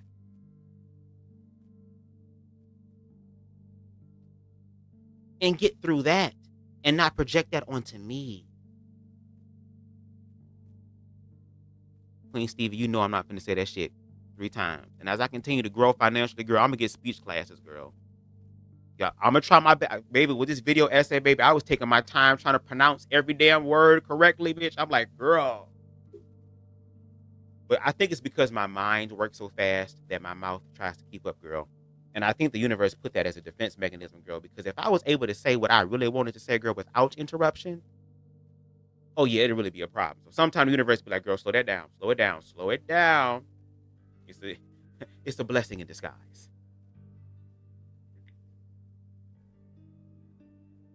I can walk into 1,000 bathrooms, and I have, and you were still a woman. Come on, hello. I can buy 1,000 pair of panty liners, and I have, and you were still a woman. I can fuck several niggas, and she had. And you are still a woman.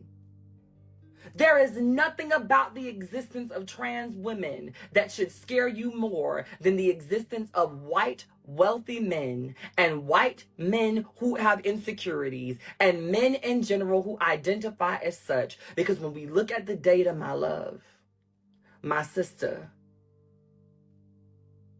when you are reporting a grape, it's not from a bitch that look like me. Ooh. When you are reporting a bathroom disturbance, it's not from a bitch that look like me. Oh. When you are reporting harm in the locker room, it's not from a bitch that look like me. The church, it ain't me. It's not us. They've lied to y'all. They've used the access and privilege to men as a means to make y'all feel like womanhood is somehow up for grabs. Do you ever notice how the conversation doesn't steer the same way around trans men? And a lot of y'all sit back and say it's because, oh, trans men know their place. That's disrespectful to trans men, number one. But number two, it's not that. It's because niggas don't give a fuck about trans men. Huh? Because y'all have not made cisgender men feel like trans men are competition. And don't get me wrong, there are plenty of trans men that are out here smashing the game. But when a woman finds her good thing, she doesn't feel the need to go out of her way. When a woman finds her good thing, she doesn't feel the need to go around toting about how trans men are so much better. She just found her good thing and she moves on in a good life. Women, listen to me. If you've made it through, if you've been able to stomach my words up until this point, sis, think about it, babes. They get a half of a Spanish bitch and want to talk shit about black women. They get a quarter of a white girl and want to talk shit about black women. It's not womanhood that's the problem. It's not femininity that is the problem. It ain't trans women that's the problem. These niggas, race neutral niggas, are the problem. They barely like themselves. They don't like the idea of seeing free women, let alone men who used to be women getting their women. They don't like the idea of seeing women who used to be men stand up and do things that they can't do as a man. And their only retort is the kicks and giggles and the thrills and shrills that they get when nobody is watching. And I'm not saying that every man who cannot stand trans people or queer people or the community is secretly gay or secretly wants to involve himself with a trans person. But what I am saying is that a lot of them secretly want to involve themselves in our freedom.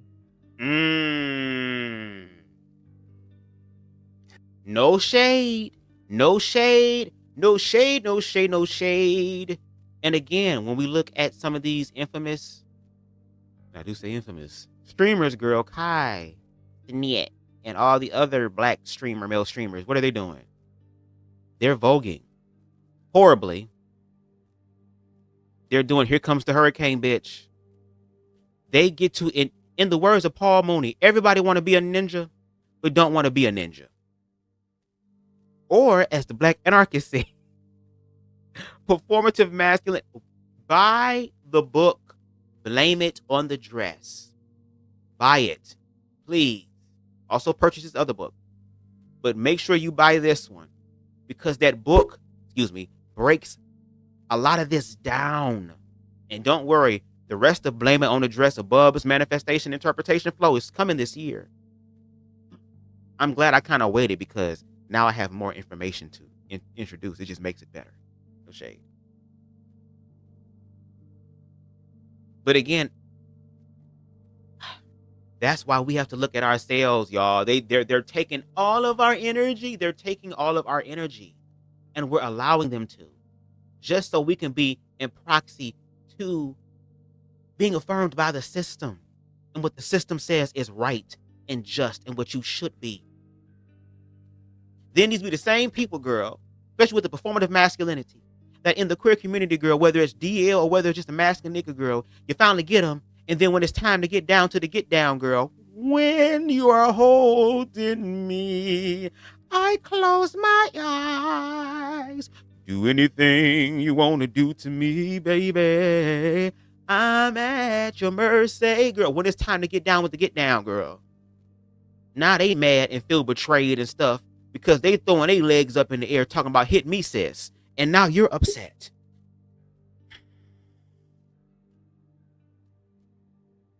Some of y'all think that these men are jealous of you because they zesty, and you will be right about one of those things. Some of these men are jealous of us as women.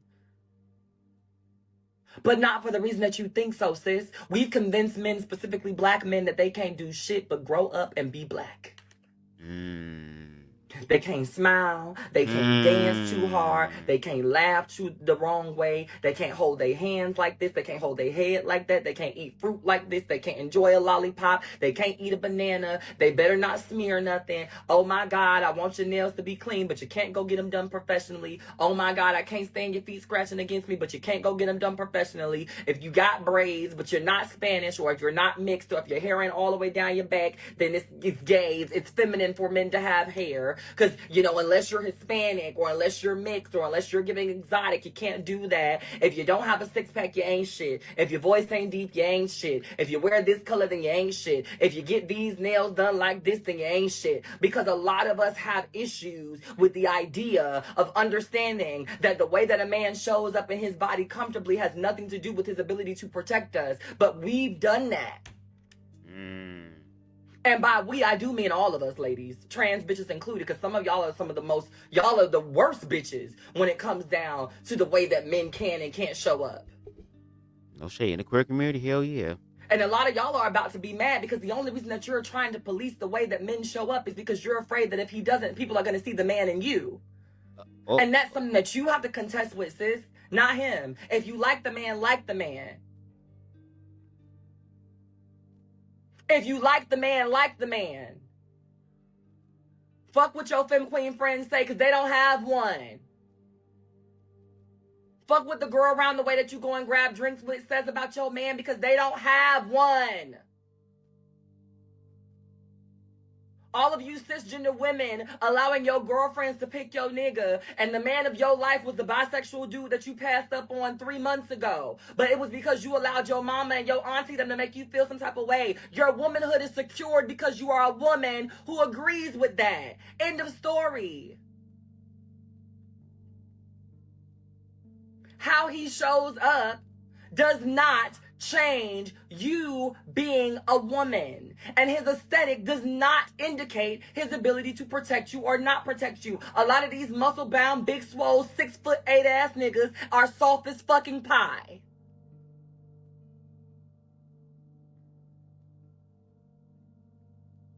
We've got to find other things to discuss than each other. We've got to learn to forgive each other for the way that we've allowed this system to trick us into believing that we are each other's problem. But a lot of you all are not going to see that.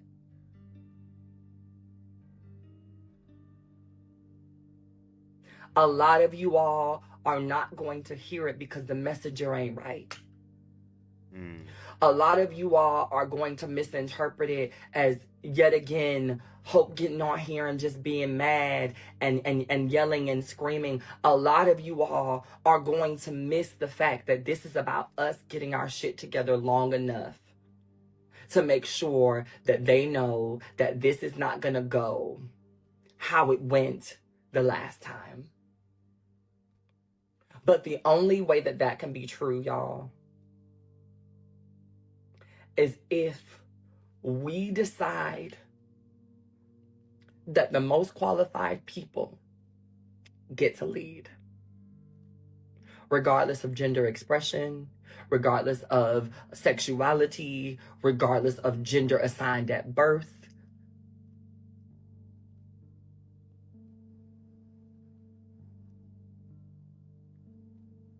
We have to be willing to hold space for everybody in this movement without saying that somebody is trying to co-opt something.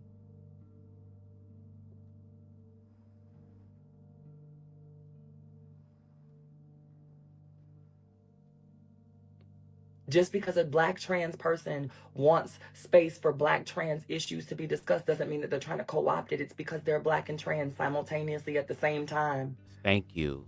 Thank you. Thank you. Just because a woman wants us to spend some time talking about abortion does not mean that they're trying to co-opt the entire movement. It's because she's a woman who is also Black. Just because disabled Black folk want us to spend some time talking about equity and language equity and barriers for people who don't speak English. And expansion for people who speak more than Spanish, because it's not the only language that Black people speak.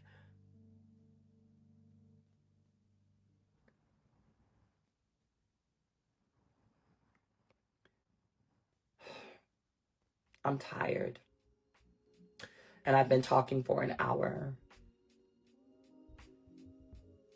And I hope that at some point during these 60 minutes, that something got through to you. I hope that something that I said made sense. I hope that somebody was changed. I hope that somebody left here feeling differently. I hope that somebody was activated. But in the event that you weren't, and in the event that this was just something to laugh about in your group chat, I want you to screenshot the negative message that you just sent to your friends about me. I want you to log the date and the time that you rolled your eyes when you saw that I went live. And then I want you to come back when it's all said and done. Not to apologize, but just to do the fucking work. Because that's what I'm going to be doing with whoever will have me. Gay, straight, trans, as long as you Black, and as long as you are vetted and brown, where you need me is where I'm going to be at. If I got wheels, 2 feet, or per diem to get there, that's where I'm going to be. And while I want us to also find space to take rest, rest doesn't look like ignoring the situation at hand. I too have gigs and bookings and things that I have to post in the midst of all of this. But I'm not going to let y'all forget where my mind is constantly. Because if I let y'all forget, I have to consciously be in a place of forgetting too, and I can't do that when there are people that depend on my voice to understand what's happening to them. When there are people that depend on my visibility to understand what's happening next and to feel seen.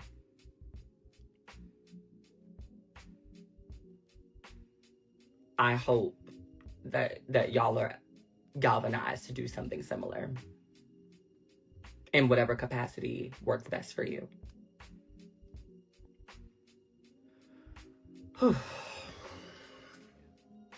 Y'all, that was Hope Giselle. And I figured, I was like, yeah, let me go ahead and share the message, because that's what we need to do. If you have a platform, you need to be doing this. You need to be reacting.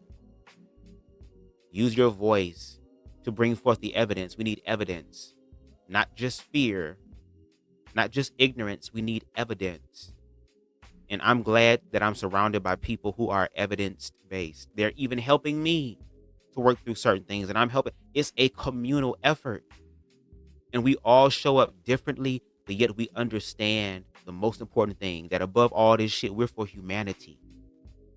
We understand the humanity in us, therefore we're able to understand the humanity in others. And some of us been through some ish, but we haven't forgotten where we came from.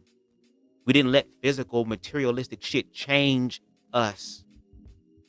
We remembered where we came from, because we can always go back. And as we're going to see, all the shit that's going to be destroyed is going to put us back in reference to how the system sees us. They're going to put us back at square one. But we've been moving within ourselves, and that's what we need to focus on more, is ourselves.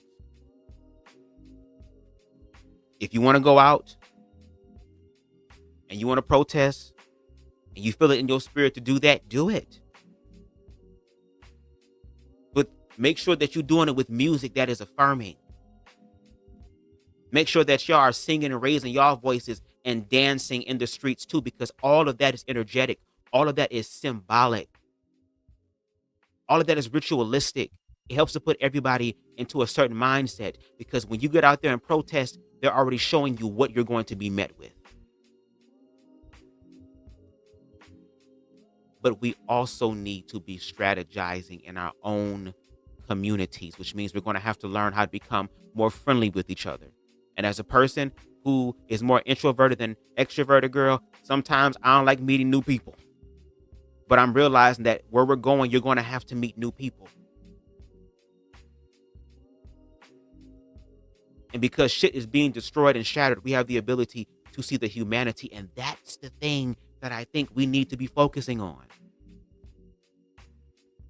We're going to have to learn how to trust our neighbors. And gladly, where I live, there are good people here. Even when I was back in Detroit, it was good people there. But the shit is coming to a head, and it's coming to a neighborhood near you. And if you think that I'm lying or I'm fear-mongering, look at history. But what happens with history? They try to erase it. Why do you think they're removing all of the accomplishments that Black people have made to this country and honoring those people? And those monuments are being removed, being altered, being edited, and they're erecting, if that's the word, girl. They're bringing back their idols, what they think, what they believe, for all. And we saw what that looked like. And if I am wrong, it is up to y'all to prove to me that I am objectively. And I have not yet met anyone on these red pill platforms on the conservative side that's been able to do that yet. But anyway, thank y'all for watching. I really appreciate it. I wasn't expecting it to run this damn long, but we're here. I pushed the video premiere back to 7:15, so you guys will be able to see it in real time, and I'm going to try to be in the chat with you guys as well, depending on if I don't get a phone call or not, because usually when I get off live, girl, my phone be blowing up, because I'm free. And that's it. But, yes, please make sure y'all hit that like button. It helps the channel to grow in the algorithms. We are over 1,100 subscribers, so shout out to y'all doing y'all big one, okay? If you like the vibe over here on BubzDaGawd and wants to contribute to that growing number, you can definitely hit that subscribe button as well as the notification bell so that you can stay up to date with my lives and my edited content. Okay. Again, video dropping at 7:15 soon. All right. If there's anything that I said in my live that resonated with you and you want to react to it, whether it's a section of it or whether it's the whole live or not even just this live, any of the content on my platform, if you want to use it to add commentary or strengthen your arguments, or to even speak against my arguments and challenge me, I give you full free permission to do that because I'm doing it on a public platform. All that I ask is that you tag me at BubzDaGawd so that I know that it's real. And if you definitely feel compelled, you can bless a nigga in the Cash App, okay? $conscious TV, okay? Because my Cash App is fucked up right now. So if you want to send the leprechaun something to put in me pot of gold, girl, no shade because of the commentary or just what I'm giving you and you just want to give back, you can definitely do that. But make sure you send it to Conscious TV. That is CONSCIOUZ TV, and put in the note for BubzDaGawd, okay? No shade. No, my Cash App is fucked up. Yes, I'm trying to figure it out, girl, but right now I can't do nothing. But again, shout out to King Deshaun in the building. Shout out to the Objectivist podcast coming through. Shout out to Deshaun be commenting, girl. Women be shopping and Deshaun be commenting. Shout out to the Black Anarchist podcast. Again, make sure that y'all subscribe to him and check out his books and purchase his book, Blame It on the Dress. Shout out to T for being here. Shout out to Queen Stevie for being in the building. Shout out to, I'm gonna mess this name up, Kiss Wendy, girl. Shout out to you. You gonna have to break it down for me like in syllables because I already be stuttering when it come to words. Sometimes I'd be like, Lord. Shout out to DJ The Truth TV. Shout out to Kenneth coming through. Make sure y'all subscribe to him as well here on YouTube. Shout out to Queen Spicy in the building. Shout out to, I think we had Aries in the building. Here you are. Shout out to you. Shout out to, I think that was everybody that came into the chat on today. No, we got one person at the top. The first person to comment. Where are they at? Shout out to Shauna. Yeah, shout out to you. Shout out to you. Shout out to you. Shout out to those who came in and watched for a few. Shout out to the replay gang. Shout out to those in the bushes. How you doing? Again, Hope, if you happen to listen to this, I would love to have a conversation with you, whether it is online or offline. You are a dope-ass individual. I like the way that you think. I'm also learning more about the trans experience, and I feel like you are a credible source, at least to get a strong foundational understanding of the trans experience, and even to help me with other acronyms within the queer community that I may be ignorant to. Okay, so if you happen to do that, hit me up in my DMs on Instagram and we'll work from there. Thank y'all so much for joining me for this live. Again, the video drops at 7:15. Y'all can hit me up in the Cash App, $Conscious TV. And until next time, everybody, y'all enjoy the rest of y'all night. And I'll be talking. Hello. I can be anything I choose in this round. We are a sound vibration too deep to tell. Just so you know, I'm the best in the motherfucking world. Formed against me shall prosper. Oh, it won't work. No weapon Formed against me. Give me that ad lib again. No weapon. One more time. No weapon. One more time. No weapon. Bitch. Who the fuck y'all hoes? Okay, the facts are back. So who the fuck y'all hoes think it was, bitch, or what time of day it was? Okay. You gotta understand that this is a community-based project. We're not getting any funding from the government. I seen bitches out there talking about, wait till Trump hears about this. Trump can suck my dick.